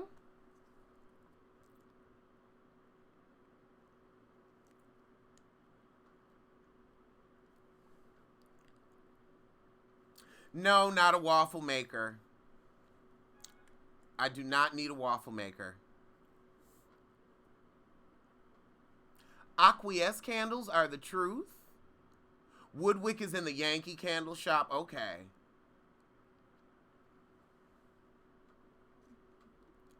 Carrie said, I ain't getting you shit, but I'll get Pete something.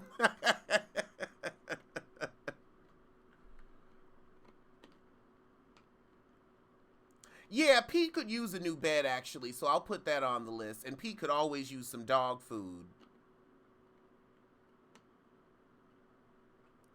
I get my candles from the Diptyque store at Columbus Circle, but you can order them offline. Oh, a new toaster. I got to put that. Actually, let me write that down. Amazon wish list. Let's go on and get this out the way. Okay, toaster, candles, Diptyque candles, Diptyque, Diptyque,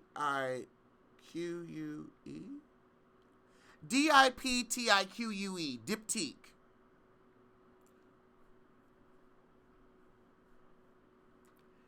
And let's see, a bed for Pete,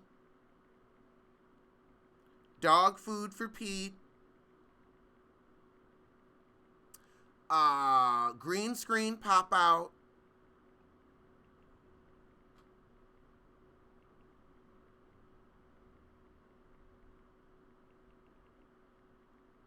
so I can take this curtain down.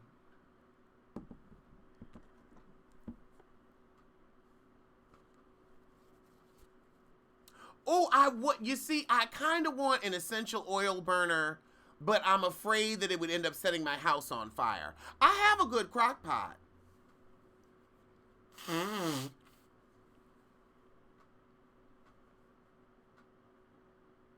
A plush bathrobe. A microphone for Chris. I could put a plush bathrobe. I wouldn't mind a bathrobe. Bathrobe to do video in. No, then I'll look like Andrew Caldwell, so we ain't gonna do that. I'll just put a bathrobe. I could use a robe. That was a good idea. Oh, I got toaster. I don't have a hookup for a second microphone for Chris. The next pop roast is going to be Thursday.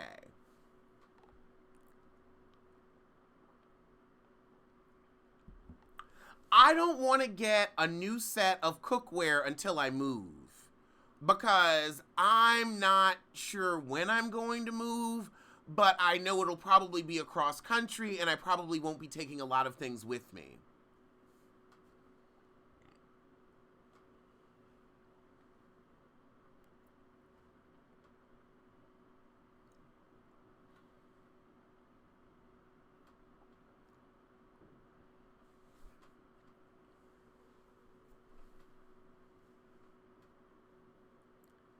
I don't need a pressure cooker.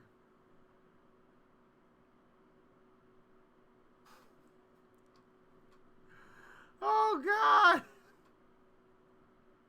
Have I ever had pot roast on a grill? No. Am I moving soon? Not soon, but soon enough. Like, I would say probably within the next year. Like, I wouldn't get enough wear out of a good cook set, and then I don't want to get decent cookware and then leave it after a year.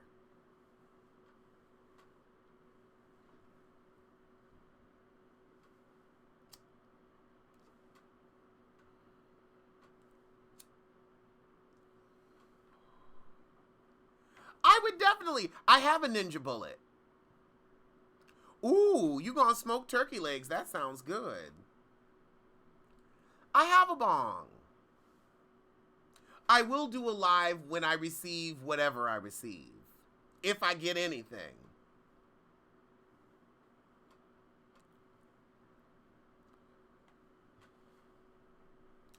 I am more of a shower guy than a bath guy. I don't have a big enough tub here. Like, remember, I'm 6'3", 200 pounds. So I fill up a tub. So, like, my legs are the length of the tub. So, I'm not really into baths unless I can get in, like, a nice, big, oversized tub meant for a man of stature. Will I ever perform in Michigan? Why wouldn't I? I like Michigan. I've never been, but I don't have anything against it. Yeah, I have been to a party in the Hamptons.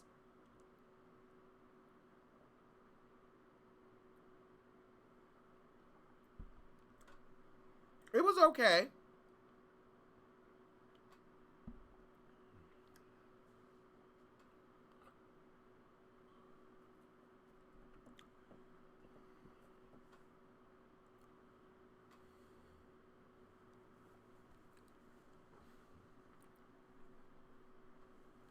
I mean,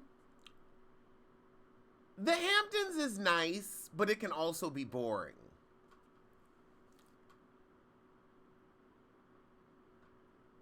$8 candle sale at Bath and Body Works.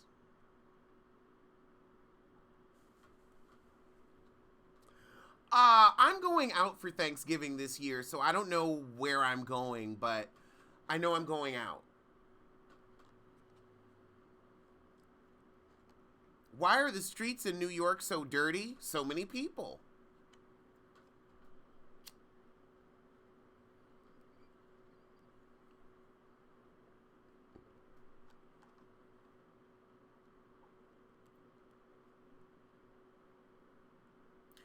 Yeah, it's like you've got to like have the right people with you to make the Hamptons fun.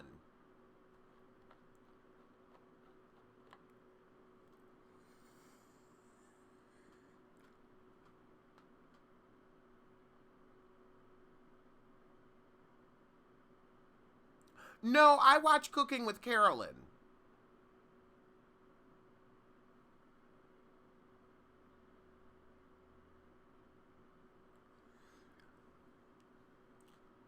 Let's see.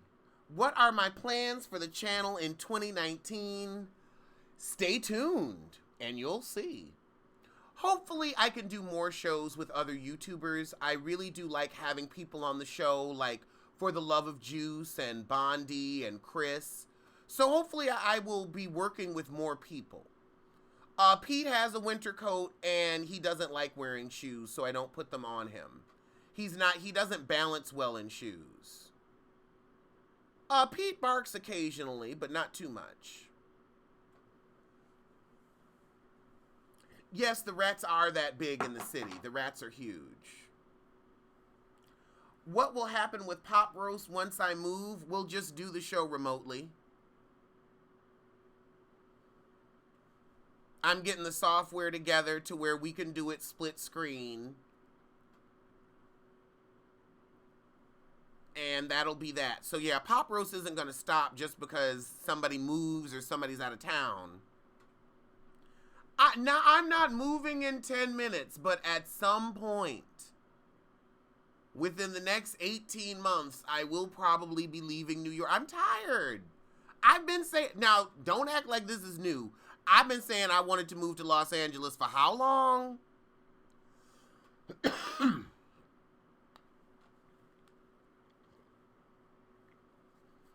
I gotta have a plan of what I'm gonna do when I graduate. I don't want to graduate and stay here. I've been here for 11 years. I'm tired. I want to do something new. My favorite candle scents, I love Two Bros. After that, I would say probably apple cinnamon. Warm smells like spice.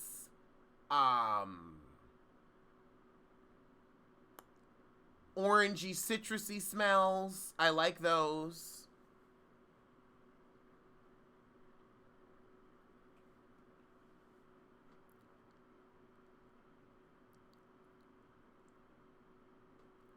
Exactly. NYC is too expensive. I'm tired.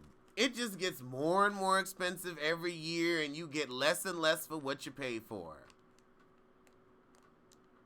And also, I feel like I'm too old for it. I feel like at this point, New York City is a young man's game. I came here when I was a young man. I played the game. I got what I came here for. I came to New York to get into entertainment. I did that. I've gotten into entertainment. And didn't happen the way I thought it would happen. Ended up with a YouTube channel. The great thing about YouTube is I can go wherever I want. I can do the show in California. I can do the show here.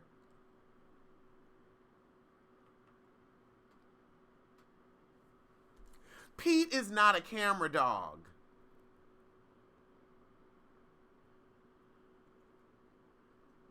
Exactly. More money, same space. More money, same food. I think I'm probably going to live far outside of Los Angeles. Like, I'll probably have a good, hour and a half commute. But I'll only be going in for work. Lydia Lunch still lives in New York City, and I can too. I don't know who Lydia Lunch is. But unless she's going to give me some money to buy an apartment, I don't think she can help. I never said Kentucky. Exactly. I came, I saw, I conquered.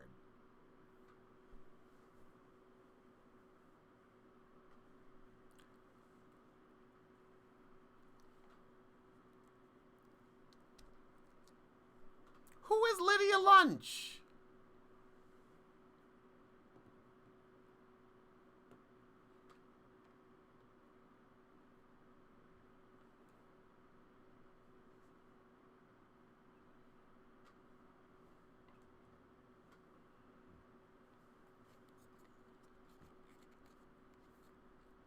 Michigan legalized weed. Michigan's too cold. I'll buy some bottled water.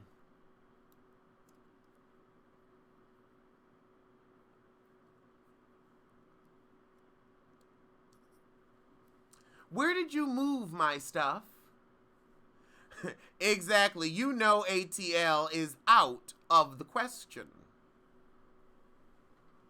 Out of the question.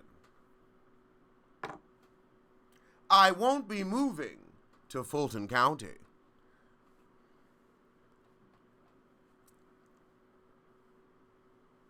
Absolutely not.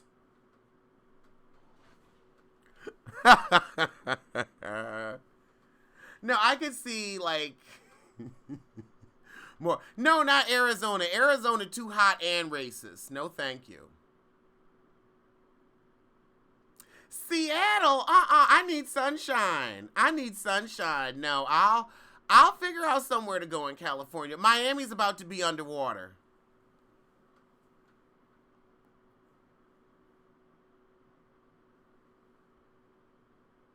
Yeah, you know he ain't moving to no damn ATL.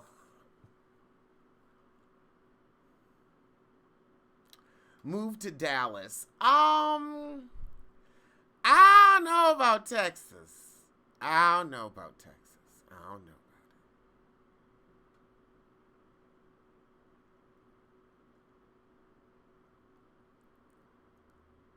Yeah, I want to. Well, I wish I could afford San Jose, but you know.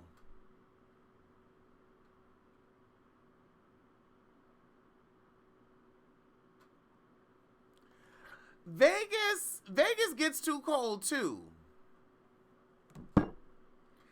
If I'm gonna move, I'm gonna go where the hell I want to go, or at least be within a stone's throw. So no, I don't. Maybe Vegas. Maybe I do have a friend who just moved to Vegas.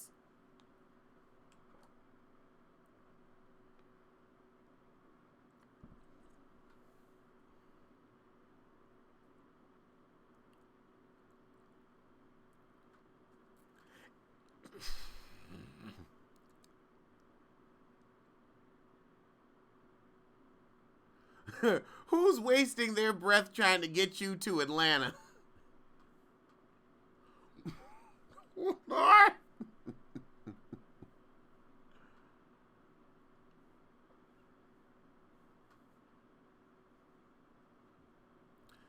Don't do Alex. Go West Coast.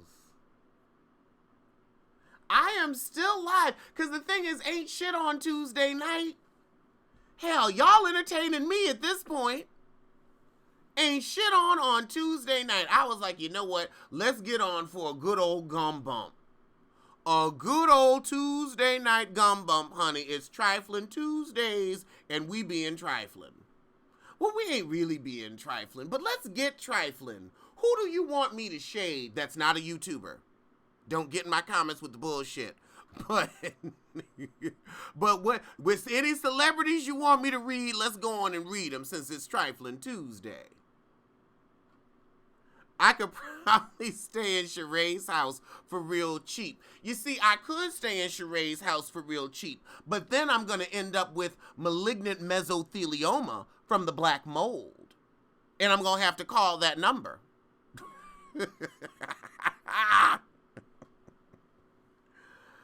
I wouldn't do Myrtle Beach, but I probably could do Tybee Island if I was going to do Georgia. I would do Tybee Island.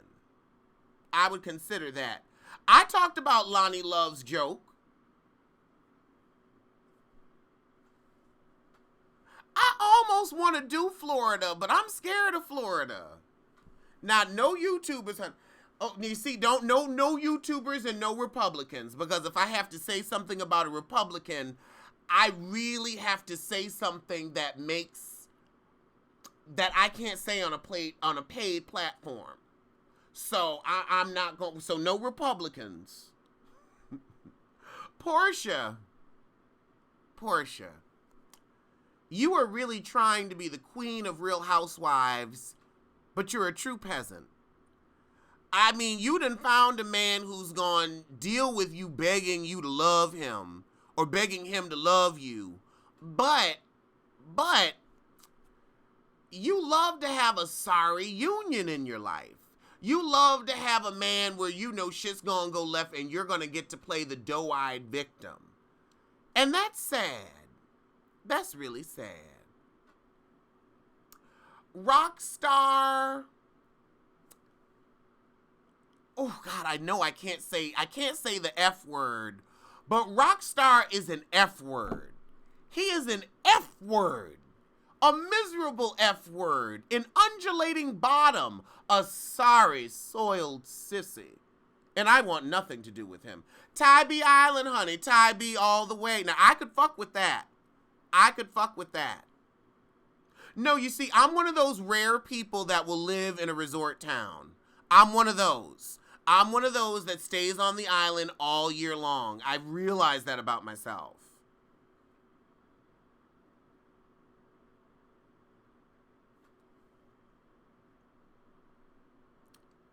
Okay, Cameron asked me to shade Future. Honey, he's in the past. Don't nobody care about him or his dreads no more. He was never that cute. Honestly, Sierra was his biggest come up and he blew it. He blew it.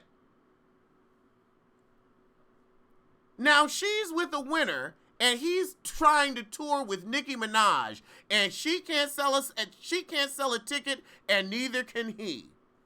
So trust and believe, I ain't even gotta read Future because life's gonna read his ass as his fortune dwindles as his child support grows. Exactly, resort towns are happy. And I wanna be happy, so that's where I wanna be. Take me to Tybee.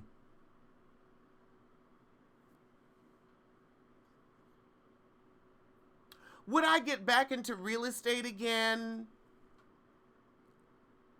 In a different iteration. I wouldn't do sales. But I would do consulting. I would do design. I would help get properties ready. I could even see maybe getting into staging, but I would never do sales again. Never, ever, ever, ever, ever, ever, ever, ever, ever, as long as God gives me breath, will I get into sales again.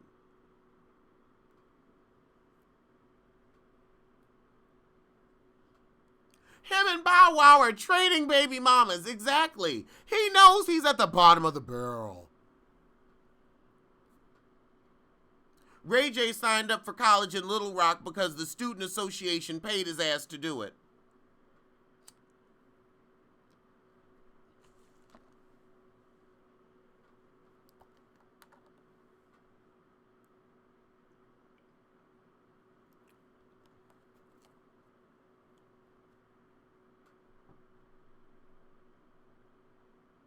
What? Kia. You can't, like, no. No, girl. What? Shit, don't ruin, you ruined shit for me. I didn't want to know that. I thought the Walkers were evolving. I done already roasted Wendy Williams. I ain't got shit to say about her or her coke nose or her cheating ass husband. I mean, if she wants to stick her head in the sand like an ostrich as this man prepares to run off with all her money and slowly kill her by poisoning her quietly over the years, that's her business. That's what I think it is. I don't think it's Graves' disease. I think it's Kevin Hunter disease. He been putting something in her food.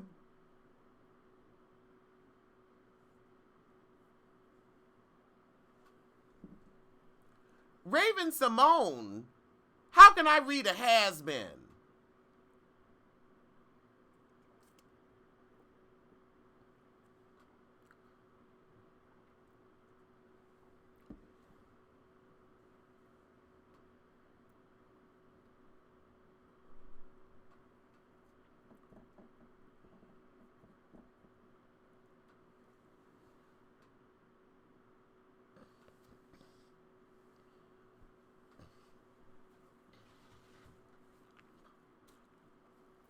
I don't have anything to. I can't roast Meghan McCain unless we're on a non-paid platform.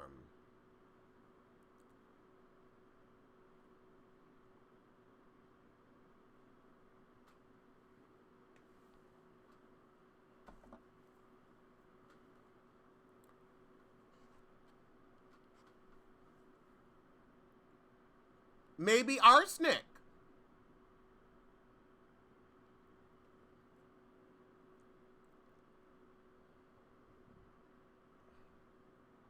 No, I'm leaving that whole Michelle Williams mess alone. I'm gonna let her twist in the wind in the hell of her own making.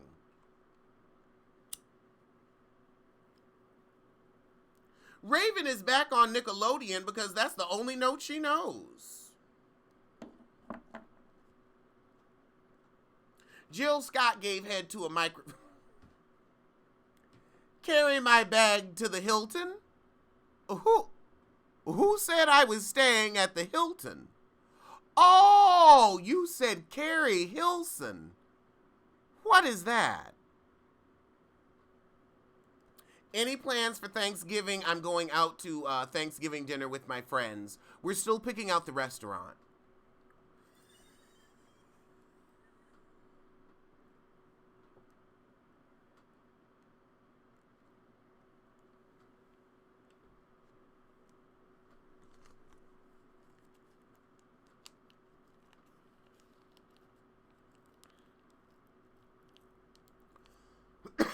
Meghan McCain is shrill and inconsequential.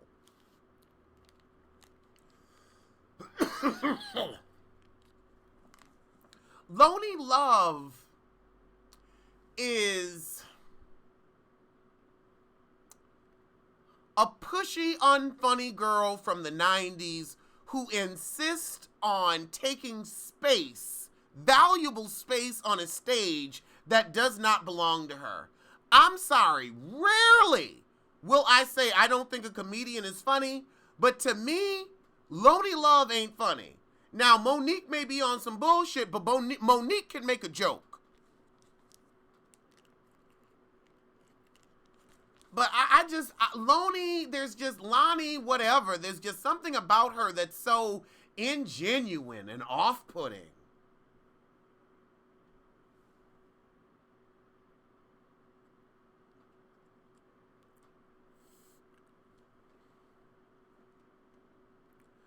See, I have a whole lot of opinions about Michelle and her husband, but I have learned one thing. You got to keep your opinions to yourself. I said to yourself, we're gonna keep that opinion to myself. Or to myself. To myself. No, Lonely Love ain't even white folk funny. Wanda Sykes is white folk funny. Wanda white folk funny. Chris Rock, white folk funny. Whoopi Goldberg, white folk funny. No, Lonely Love ain't nobody funny. I don't know why she's hired. I don't understand it. There are too many other talented women that could fill that slot. Aisha Tyler, white people funny. Lonely Love ain't nobody funny. We ain't gonna do that. We ain't gonna do that. She ain't even Nene funny. I'll look at Nene before I look at her.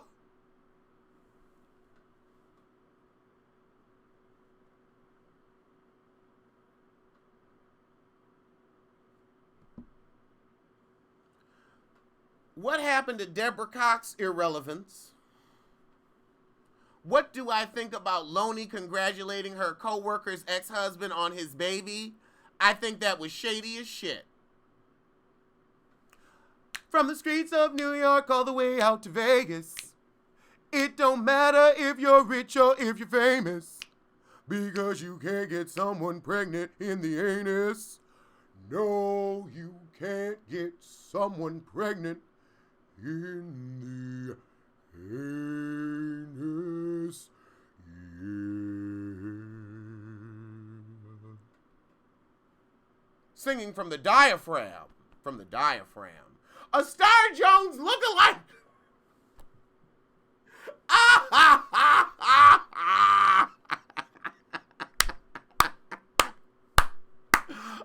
Star Jones lookalike.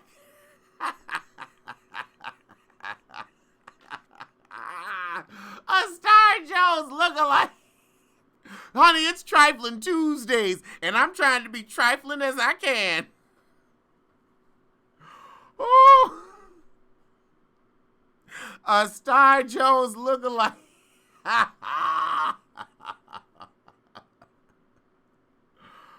Oh my God. Ooh. Where is Tinashe? She looking for her neck. She out somewhere looking for her neck. Betcha she got a flashlight. And she probably late for her shift at Foot Locker. That's where Tanisha is, looking for her neck, dodging work. She probably clocked out early and got her flashlight and went out to look for her neck. That's probably what happened.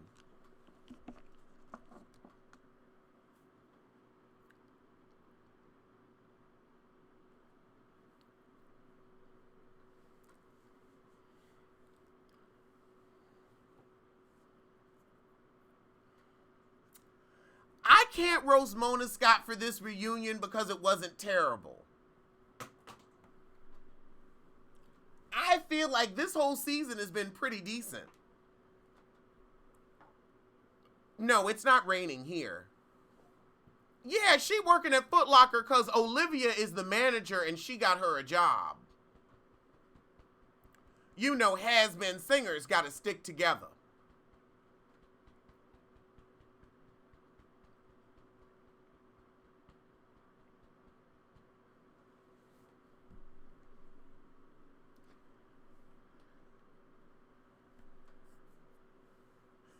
Big worm. Oh God, y'all said Lonnie's man looked like her. Well, do you want me to roast Andy Cohen or do you want me to roast his eye? Because they're always at odds with each other, so I want to know where you want me to start. Because I could start with his eye and I could ask it, look, if you want to jump out the body, just jump out the body. Like, I'm tired of watching Andy Cohen's eye try to escape every reunion, every episode of Watch What Happens Live. His eye is always trying to leave the body. And I'm just like, honey, look, either walk out or stay with him. I think him and his eye need to go on that celebrity marriage boot camp, and they need to work out their differences. So that's just with the eye.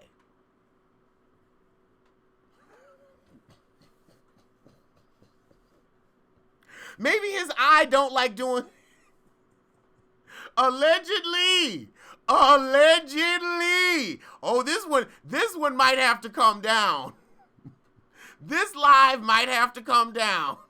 Allegedly. That's just the eye. Now let's talk about the soiled, rotten, miserable soul that is Andy piece of shit Cohen. Andy Cohen, you ain't nothing but Heifer Scott Young with a penis. Let's start there. Now you done found some heifers with some actual coin, so you ain't gotta pay shit, much like Heifer Scott. But your shows aren't interesting and you add nothing to entertainment or the marketplace. Your cast members do. All you do is ride off the coattails of others. Your writers, your Real Housewives, that's all you do. You surround yourself with interesting people, and that makes people think that you're interesting. But honey, me and your eye know better. You're a boring fool. And you're much less attractive in real life.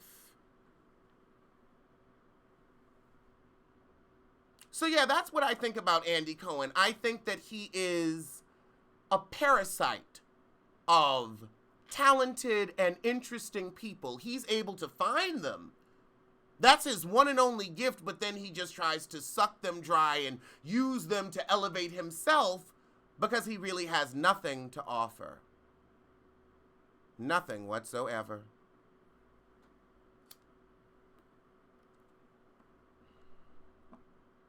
He ain't married to Anderson Cooper. Anderson Cooper wouldn't even give him any dick. Any penis. Penis. They are birds of a feather and they flock together. You know, Kirksey, you know I'll give you a read. Kirksey, you know I can give you an off-the-cuff read after being on live for 2 hours. I can keep it interesting because I'm not Andy Cohen. I actually have talent. I'm actually a comedian. I'm actually good at what I do. Now that I will say, I take pride in being a good entertainer. I wish Andy could say the same. Oh, he's hideous in real life. He looks like a monster and a mole.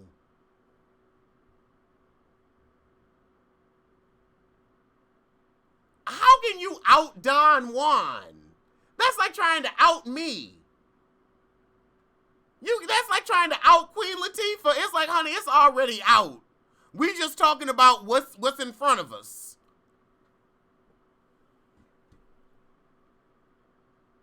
I am glad that Latrice and Jasmine Masters are back. I am. I like them both.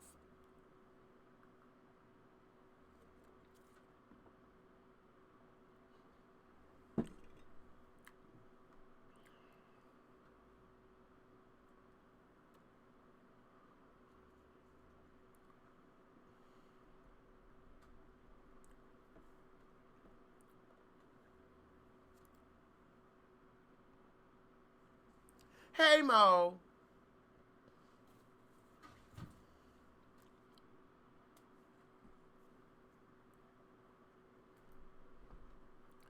Trifling Tuesdays, honey. Trifling Tuesdays. I'll be as trifling as you want me to be, as long as we're not talking about other YouTubers.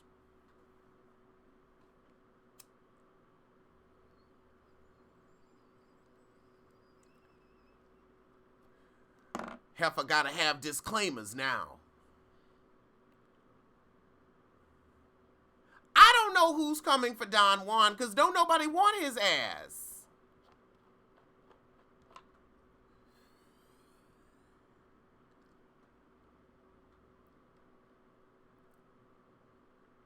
Don Juan is the guy you end up going out on a pity date with. A pity date. I mean, your mustache has a fade. What year is it?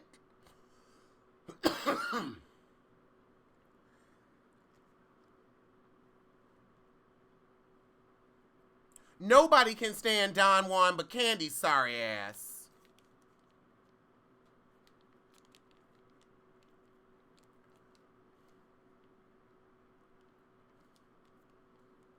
Child, Andy's eye damn near rolled off set with Deborah Winger. That was the one time Andy's eye was really about to be done. That eye was like, you know what? You know what? I'm out of here. It just couldn't get the nerve to leave.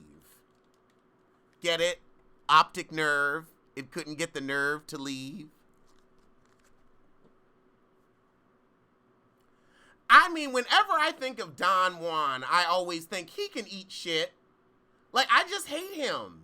He just has a nasty, sullen, sorry, entitled, sycophant, run up under Candy, riding coattails ass attitude that just oozes through the camera. So fuck him. And if he managing Candy, what the hell he doing? Everything she gets, we see her get her damn self. You don't bring opportunity to first. That restaurant, her idea. Dildos, her idea. You just a flunky, an assistant at best. You're not a boss, you're an employee.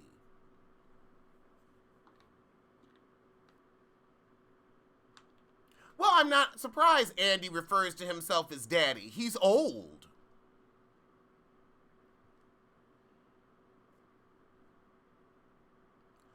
Oh, God, I don't talk about other YouTubers or people on other YouTube shows. So, Monique, I will not be addressing any Chasing Atlanta. I'm out the mess. My name is Bennett, and I ain't in it.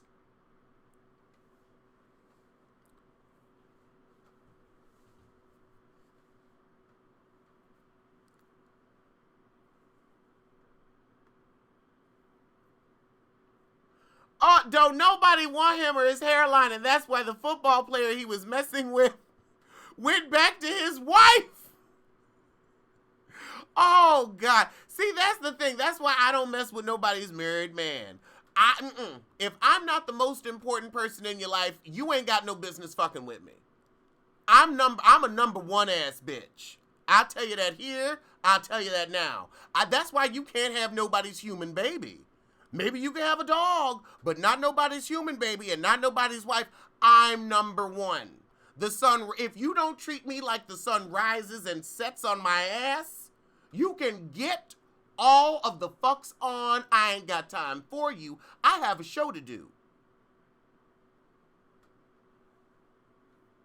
So that's why I can't be dealing with that Atlanta nonsense. Because you're expected to be treated like a second-class citizen. You're expected to date these men with wives and give your time and be ready at their beck and call. Honey, I'm not that girl. I'm about a real relationship, a real connection, and I am about being put first. Because I'm going to put your ass first. I'm a cook, I'm a clean, and I'm going to give up the bus. So if you ain't putting me first, and if I ain't putting you first and you ain't putting me first, what the fuck we doing? I ain't got time for that. I am grown. Now maybe, I wouldn't even say I had time for that shit at 25.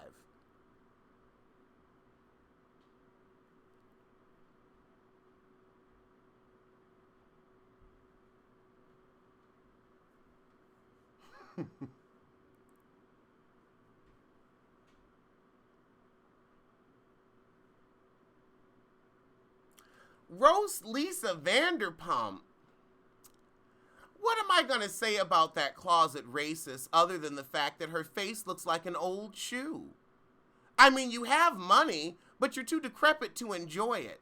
And I guess that's life's curse. Look at your husband. Look at her husband. I don't have to roast her. Her husband roast her.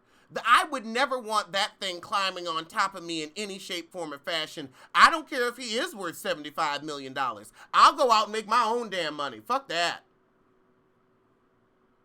I've never watched Vanderpump Rules, so I don't know anything about it other than that guy Jax is way too old to be playing a hunk. You ain't even a daddy hunk. I mean, Lisa Vanderpump tries so hard to be Joan Collins, and she just fails.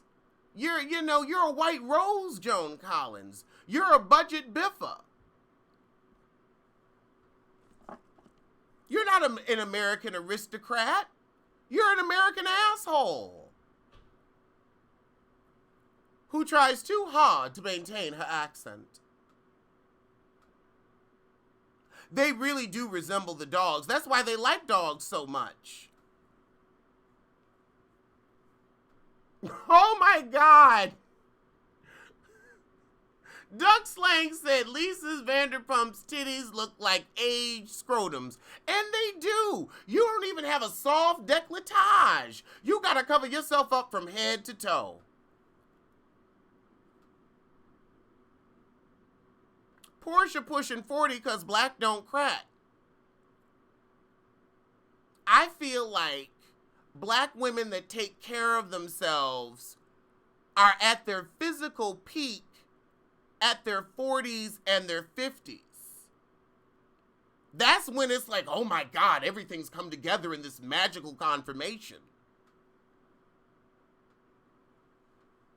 Like, look at the Angela Bassett's and the Viola Davises of the world. Brick houses. That's just what I've noticed. Like at 40 and 50, we've been doing the damn thing, but then we really doing the damn thing because now we have the money, we have the life lessons, we have, all the bullshit behind us. Our kids is damn near grown. So now we can really go out there and party. So yeah. I mean, we have a whole different life aging schedule. It's like we from Cocoon.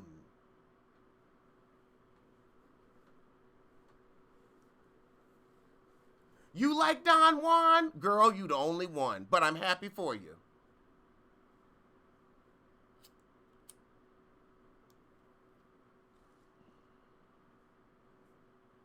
I mean, I'm 35 and I don't look old.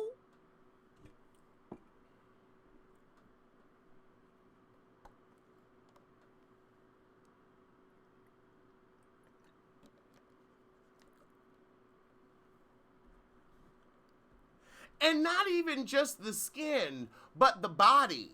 The bust and the butt, the hip and the thigh, like all of those things become much more like, because when in our 20s and our 30s, we still look like little boys and little girls. We'll still be giving you like an early 20s body. And then in our 40s and 50s, we finally give you that grown man, grown woman, which is like still giving you 35. We're always 15 years behind.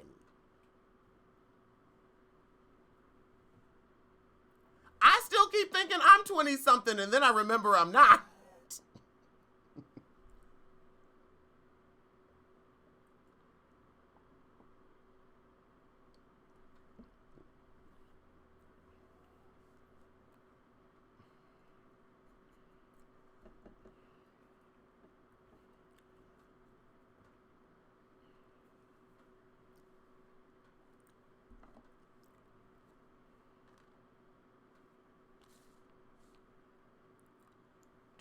Where's my pen?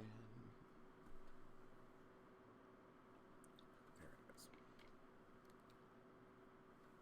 The key to maintaining youth is minimal stress. And that's why I look so young, because I've been fuckless for years.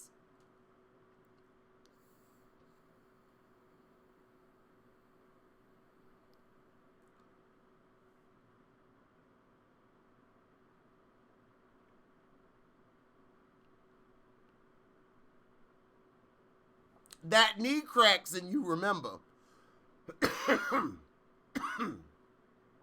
Exactly, that grown glow.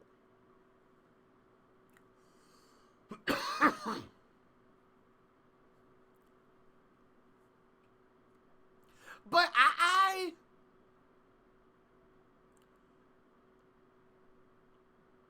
tons of weed. tons of weed. I spend more money on marijuana per month than I'm going to admit. It keeps me fuckless, especially with this administration. You gotta take something.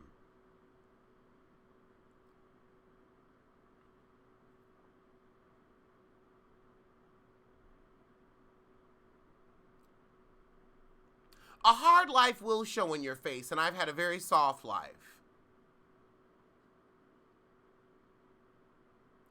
And I'm surprised by that, but I definitely look at my face now and I'm like, oh, you have not had it that bad. You've held up. I'm getting ready to turn 36 and I'm like, okay, a bitch is held up. I don't have any gray hairs. I don't have any gray hairs.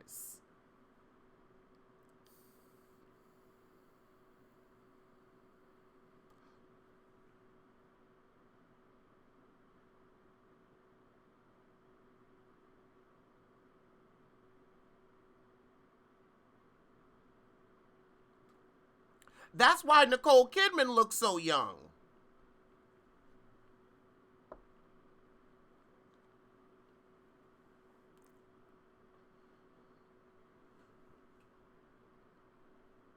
How does it make you feel? I'm not you, so I wouldn't be able to tell you. It's different for everyone. Some people it works, some people it doesn't.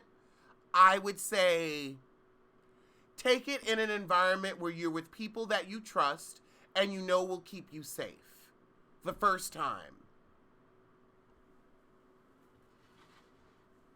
I drink a lot of water.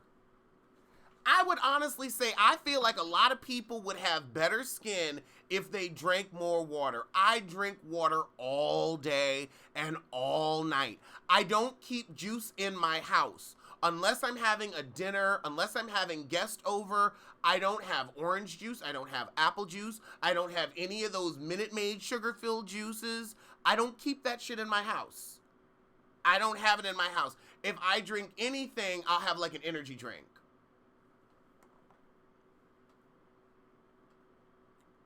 But other than that, I drink water or I drink smoothies that I make with my Ninja. So that's really the secret to good skin. The good skin, drink water. I have been drinking water like a fiend since I was 17.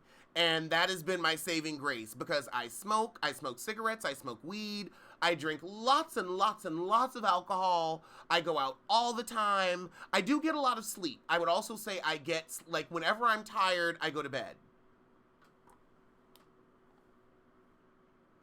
Yeah, I order Red Bull from Amazon. I get it delivered by the case.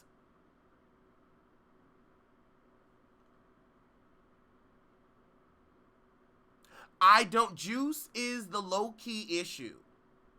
I don't do juice. And I don't do a lot of sodas.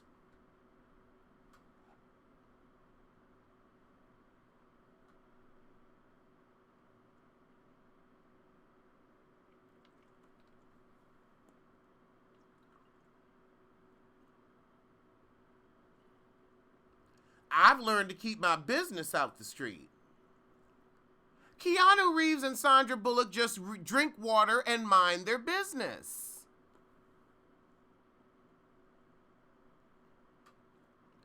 They're not racist and they're not assholes. When you're not racist and an asshole, you get to age properly. Sandra Bullock is a very nice person. She does a lot of great things. So does Keanu Reeves. They're documented decent people. That's why they ain't aging like that.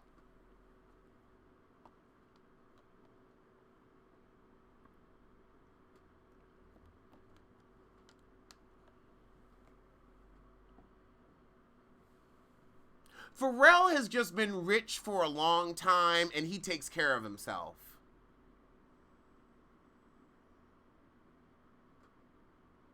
Ooh, a mineral sunscreen. And it doesn't leave a white cast. From Pharmacy. I gotta write that down.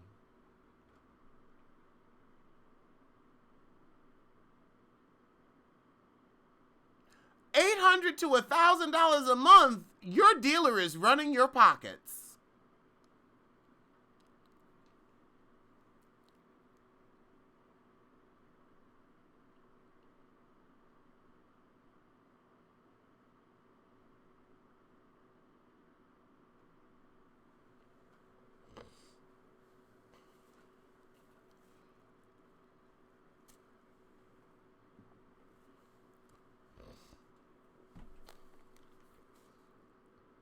Not a little bit of Sugar Avery pee.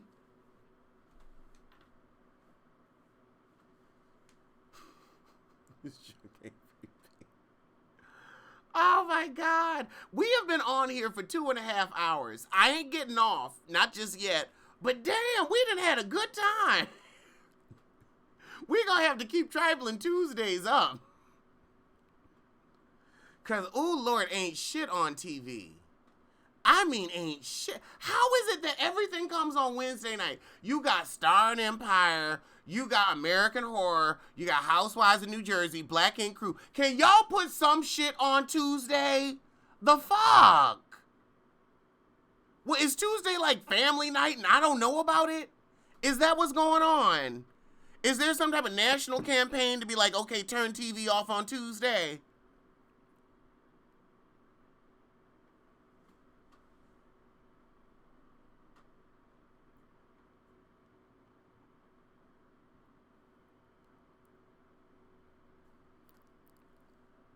Cause that shit don't make no damn sense.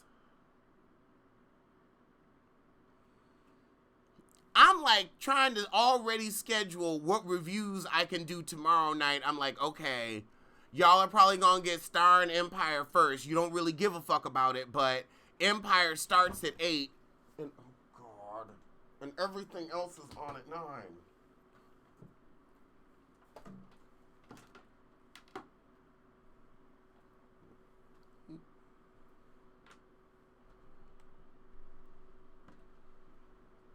Nobody cares about Hustle in Brooklyn. Least of all me.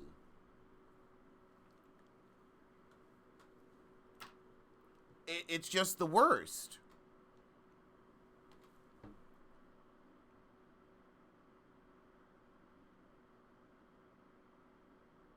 Oh, I forgot the Connors came on Tuesday because I stopped taping it.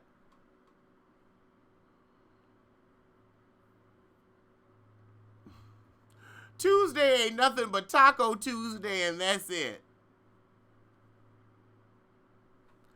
You love these long lives. I feel like I'm doing like an evening radio show.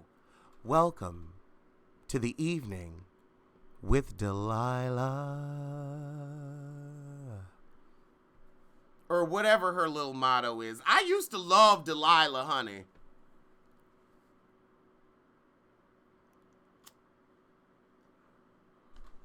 I'll be doing my Empire and Star review for the secret watchers of the show. Because I'm telling you, like, people still do tune in.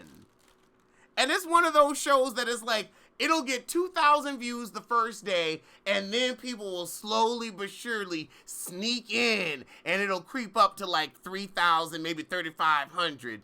And I'm like, y'all really that embarrassed to admit you watching Empire and Star? You can't even click on the review at first.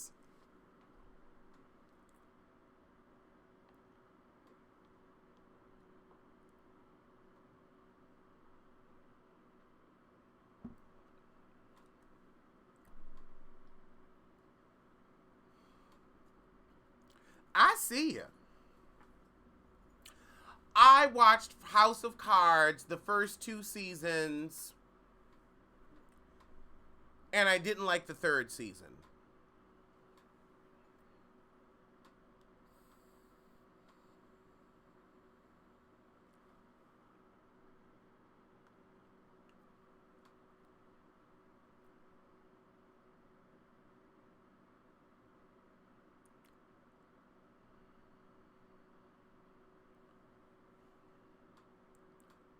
Delilah gives advice. All right, you know what? What the hell? We're doing a long live. If y'all have been begging me for a little bit of an advice segment So I'm going to give you your chance now. Now, don't get in the comments with nothing real serious, with nothing real heavy, with, I'm not equipped to deal with anything serious or heavy. I can't help you. But if you got something small, something petty you want advice with, now is the time to ask. Let's see how this goes.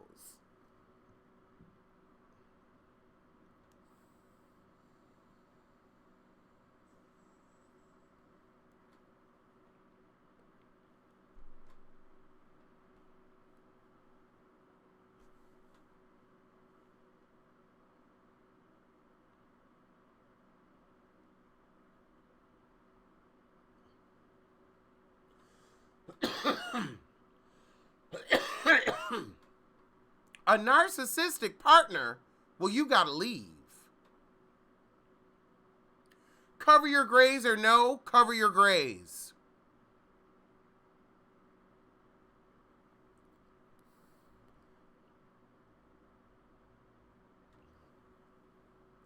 Where can you get a man? Put on something cute and go somewhere nice where people have money. Go somewhere where you are almost uncomfortable with the prices, but you can still get something, and look for one there. New YouTuber advice, softbox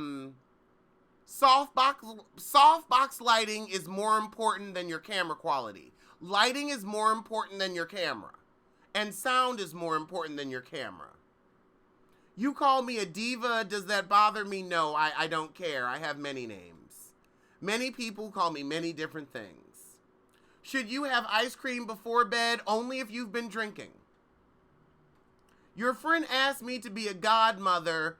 Yeah, if you don't want to be the godmother, then say no and tell your friend, look, I love you, but I can't deal with that responsibility. Be honest.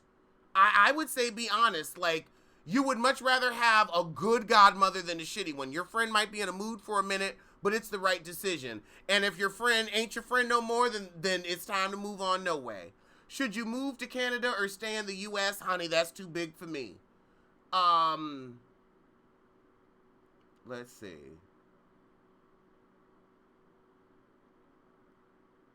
I would never let my partner use my toothbrush, and if he did, I would leave him for it. How do you... How do I stop being messy? Well, you know what? I did it. I stopped being messy. Well, you know what? I would say you can never stop being messy. You just have to be messy about certain things. There are certain things that I'm like, you know what? I'm not going to be messy about anymore. And there are certain things that I'm like, okay, I can be messy about this. Welcome, Aston Shanae, for the love of juice. Make sure you subscribe to her channel. We do Messy Mondays every Monday. And I think we also will be doing Thirsty Thursdays. Yes. We have a lot of topics to cover. And Juice knows how to ask questions that bring out the messy reader in me. I mean, she just knows how to get me where I need to be. I love it. I love it. Whenever she asks the right questions, like a real journalist. She's very skilled at what she does. And also she does good, thorough reporting.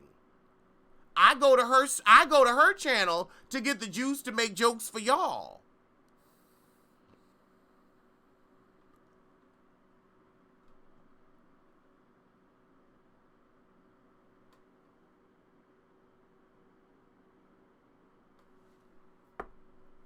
Actually, hold on a second. Let me see something.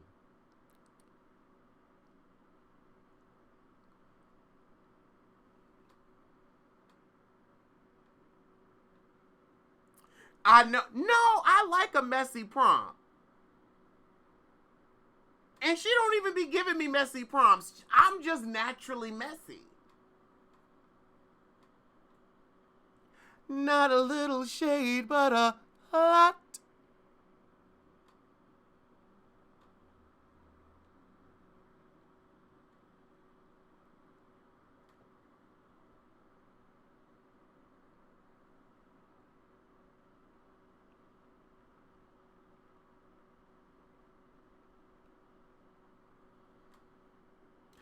let me clutch my pearls and gather myself. Because you know she don't get in other people's business like that. Have I ever reconnected with a friend I had a falling out with, and would I? It would depend on what the falling out was about. I mean, if it involves someone being disloyal, no.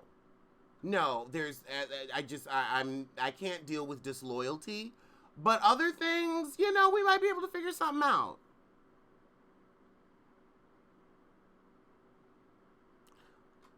No, I'm only getting married in America.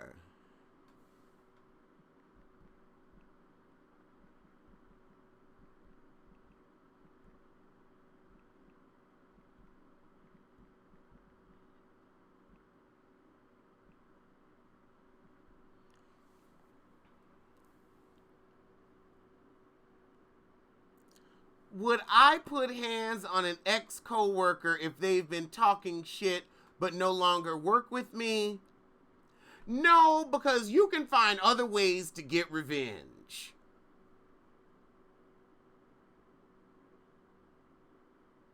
I don't have no beef with nobody. I don't got no beef with Lady Nika, but that was not the question. Oh, God. Y'all doing too much. Y'all doing too much. Andy's making Coke jokes, right? Coke jokes. I'm not surprised. Exactly. You'll go to jail. Not worth it. Do I think two Leos can be in a relationship? I don't know, I suppose. I'm sure it's happened before. I think there's like a pinch of truth to astrological signs, but I don't look to them as governing forces of my life. Like, yeah, I'm a Capricorn and I have a few Capricorn traits, but it's not like I really, look to horoscopes and things like that as to what should my next move be.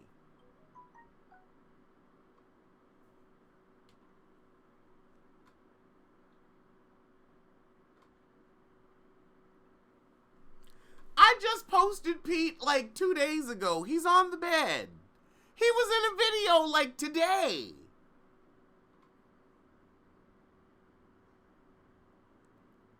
Your uppity co-workers act like they can't speak, so for the office potluck, you brought neck bones and cornbread. Oh my God, did they like them? Did they eat them? I would love neck bones and cornbread. I'm hungry now.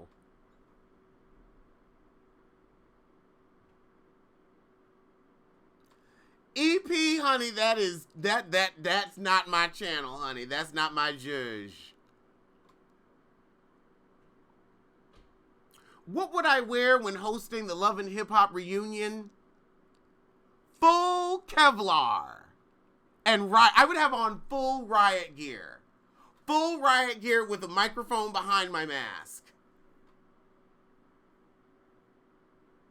You can never get enough of P.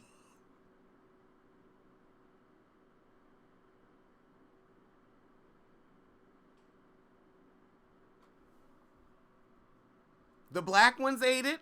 Well, you know what? That's all that mattered. People enjoyed the food.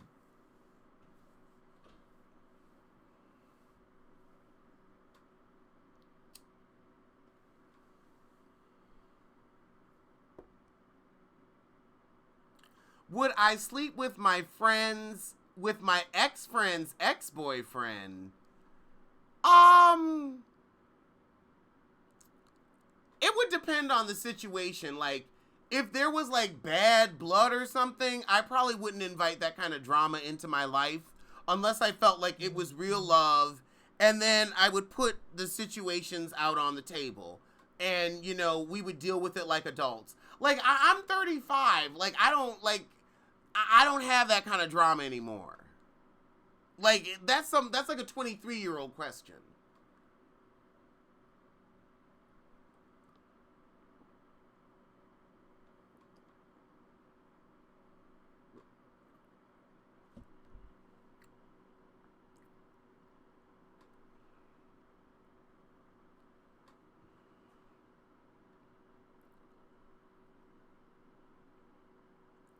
Would I consider having children if I found the right spouse and he wanted kids? Honey, if he was the right spouse, then he wouldn't want kids. Oh, God. Kids? Human babies? We've been over this time and time again. No, no, no. Honestly, the truth is, with climate change, what kind of a planet would I even be bringing them into?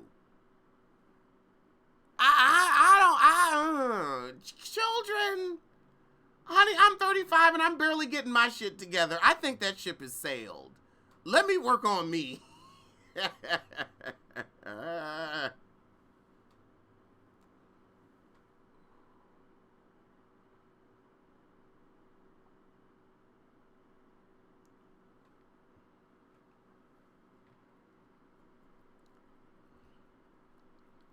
Exactly. I don't want to date a friend's ex. It's too, like, unless it's like I really do care about this person and this is way more than lust. This is something that it's like I'm willing to leave a friendship and so is he. Then, maybe then that's something worth exploring. But if it ain't that real serious and that, okay, we gonna do this, then no.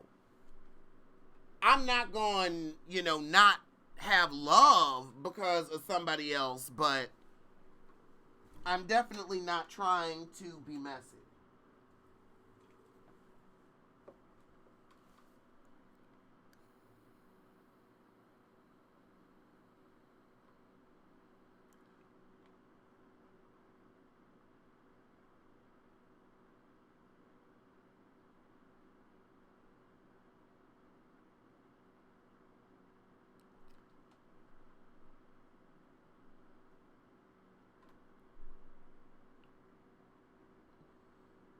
Exactly. Not everybody meant for kids.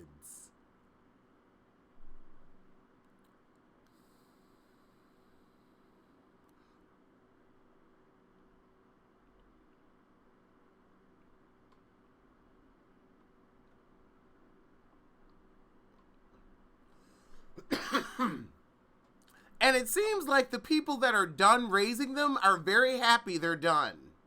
So I'm not ready to pick that up just yet. Especially not from scratch.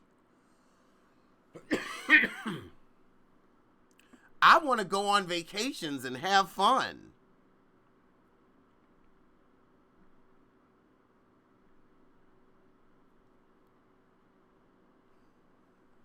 That's not my channel, honey. You gotta ask somebody else.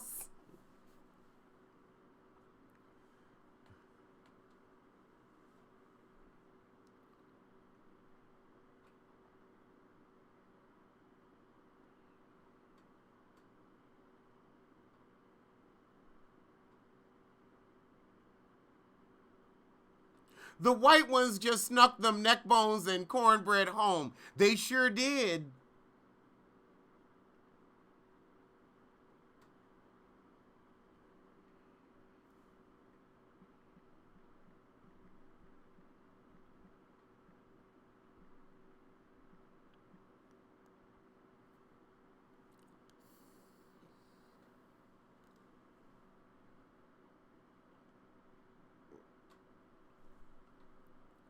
Well, actually, Javon, I feel like just because they're not right for somebody else don't mean they ain't right for you.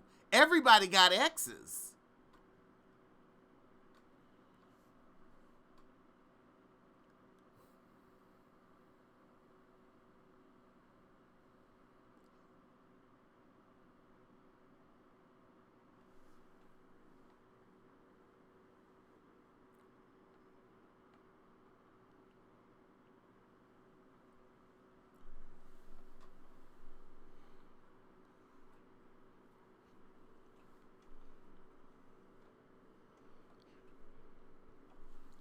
No.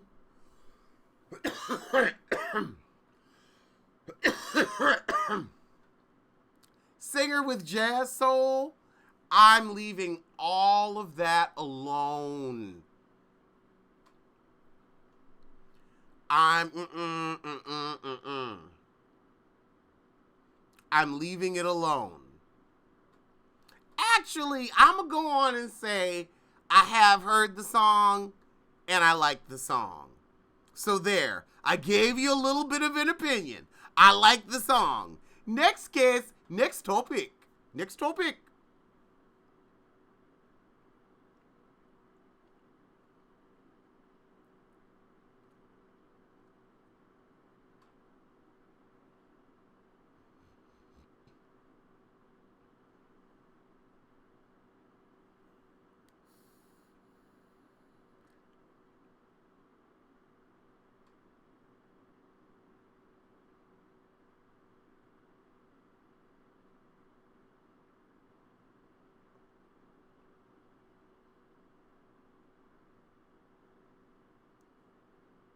How do you tell a friend that they smell like cheese? Give them soap. Give them lots of soap. Or maybe even sit them down and ask them if they're okay and what's going on. And be like, how long would I last on Big Brother? I would never sign that contract. You could not put me on a show like Big Brother. I am too private. Y'all don't even know when I shit. Well, actually, you do know, because usually I'll tweet I'm having a baby. But other than that, I don't put my business in the street.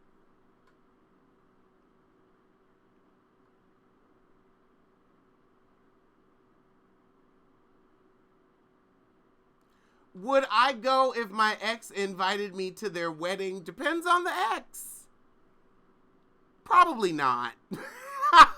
Probably not. Probably not. I'm not a wedding person.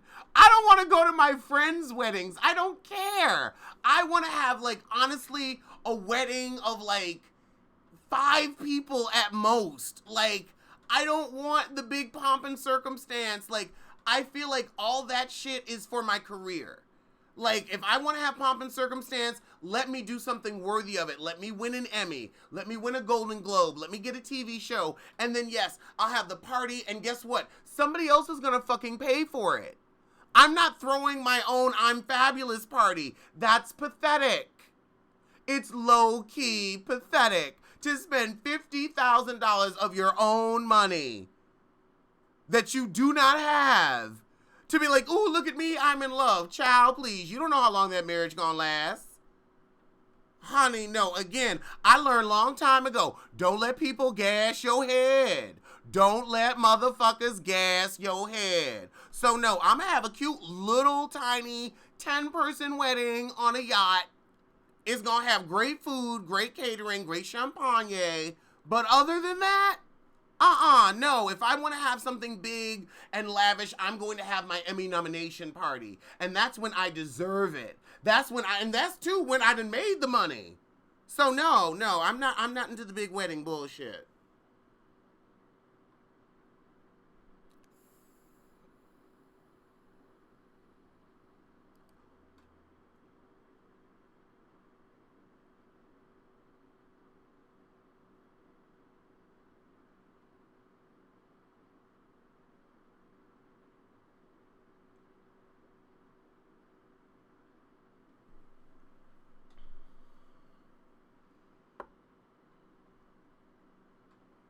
I'm not getting my wedding sponsored. I'm not marrying a bottom like Star Jones.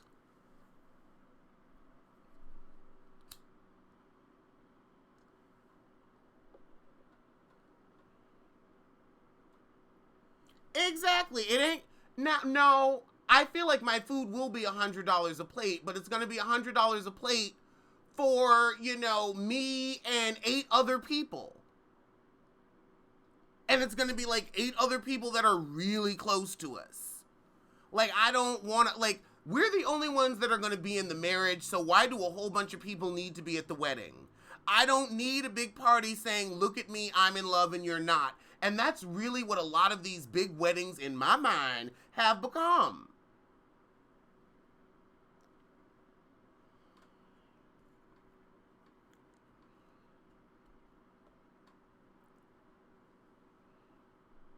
I would much rather have my talent award me, oh, look at me, I'm so fabulous, because I didn't actually done something.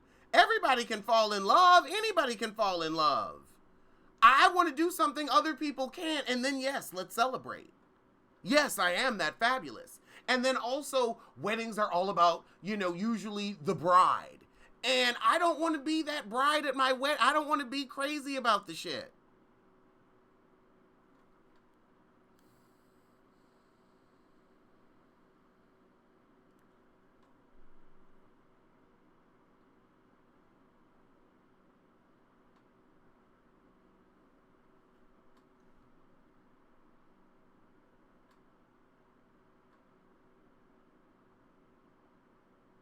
Oh, you said it, Ashanti. People just show up to talk shit. They show up to critique. They're like, okay, I'm going to sample this food and see, they clearly skimped on the catering, and look at these place settings and centerpieces. I ain't gonna have none of that shit at my wedding. We gonna be on a boat chilling. After we take our vows, I want us to jump in the ocean.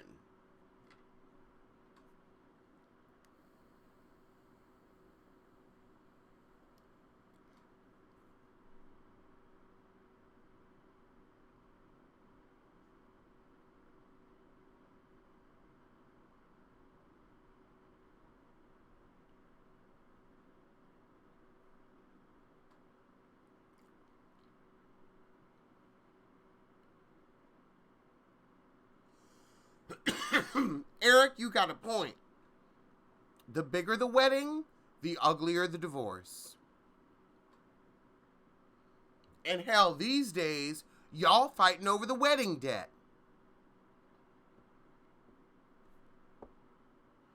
If you get married, you will need to see the gift first, and then you'll receive your invitation.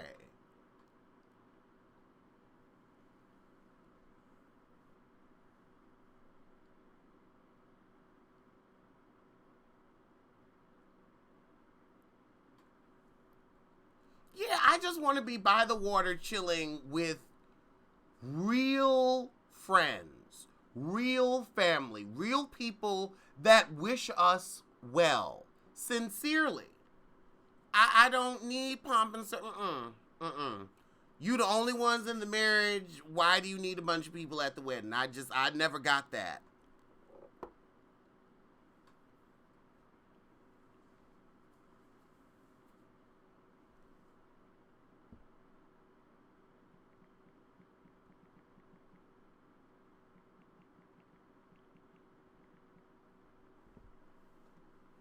Oh yes, Bora Bora. Put the energy and the money into the relationship, because how many relationships go belly up because of money? Because now more than ever, with the high cost of living, relationships will go belly up because the house business went belly up. And every house is now a business. And low key, that is something that I will admit intimidates me about relationships, is being addicted to that, oh, I've got somebody to split the rent with lifestyle, and then all of a sudden it comes to a grinding halt, and you got to go back on your own, and you have to downgrade and downsize. And I'm like, you know what? I'd rather be a struggling strumpet than a put out on the street Pauletta.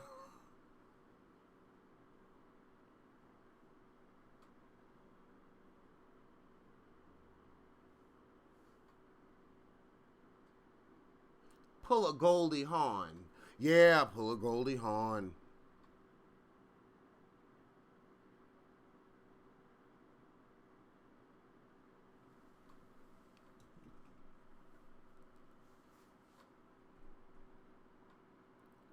I remember when I was doing real estate, honestly now, many years ago.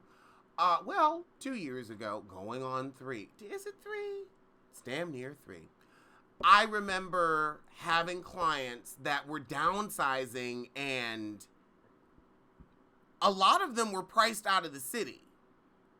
Like, it was an ugly situation when you have to tell somebody, you can't live in New York anymore with this budget. You don't have enough money. You don't have enough capital. They'll be like, oh, well, I'm getting $30,000 from the sale of our Mitchell Lama apartment, and it's like $30,000. $30,000. $30,000, girl. That's what people pay their drivers here, honey. $30,000 ain't gonna do shit for you. $30,000. Oh my God. It's an embarrassment. And you have to tell them $35,000, $30,000, $35,000. It's an embarrassment. You don't have enough money. That's not enough to say, oh, look at me. I have enough savings to get an apartment here. If your income isn't up to snuff, it doesn't matter. And you have to make 40 times the rent. And a lot of them didn't because they were used to being in a relationship where the other partner made more money.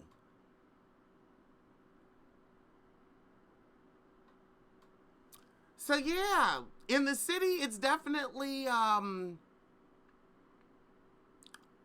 always have to think about how you're going to get out of the relationship when you get into it, when you're moving together, because, ooh, that downgrade is tough. You got to take your ass to Yonkers. Yonkers. I mean, there's nothing wrong with Yonkers, but when you're used to living in Manhattan, it's a change of lifestyle.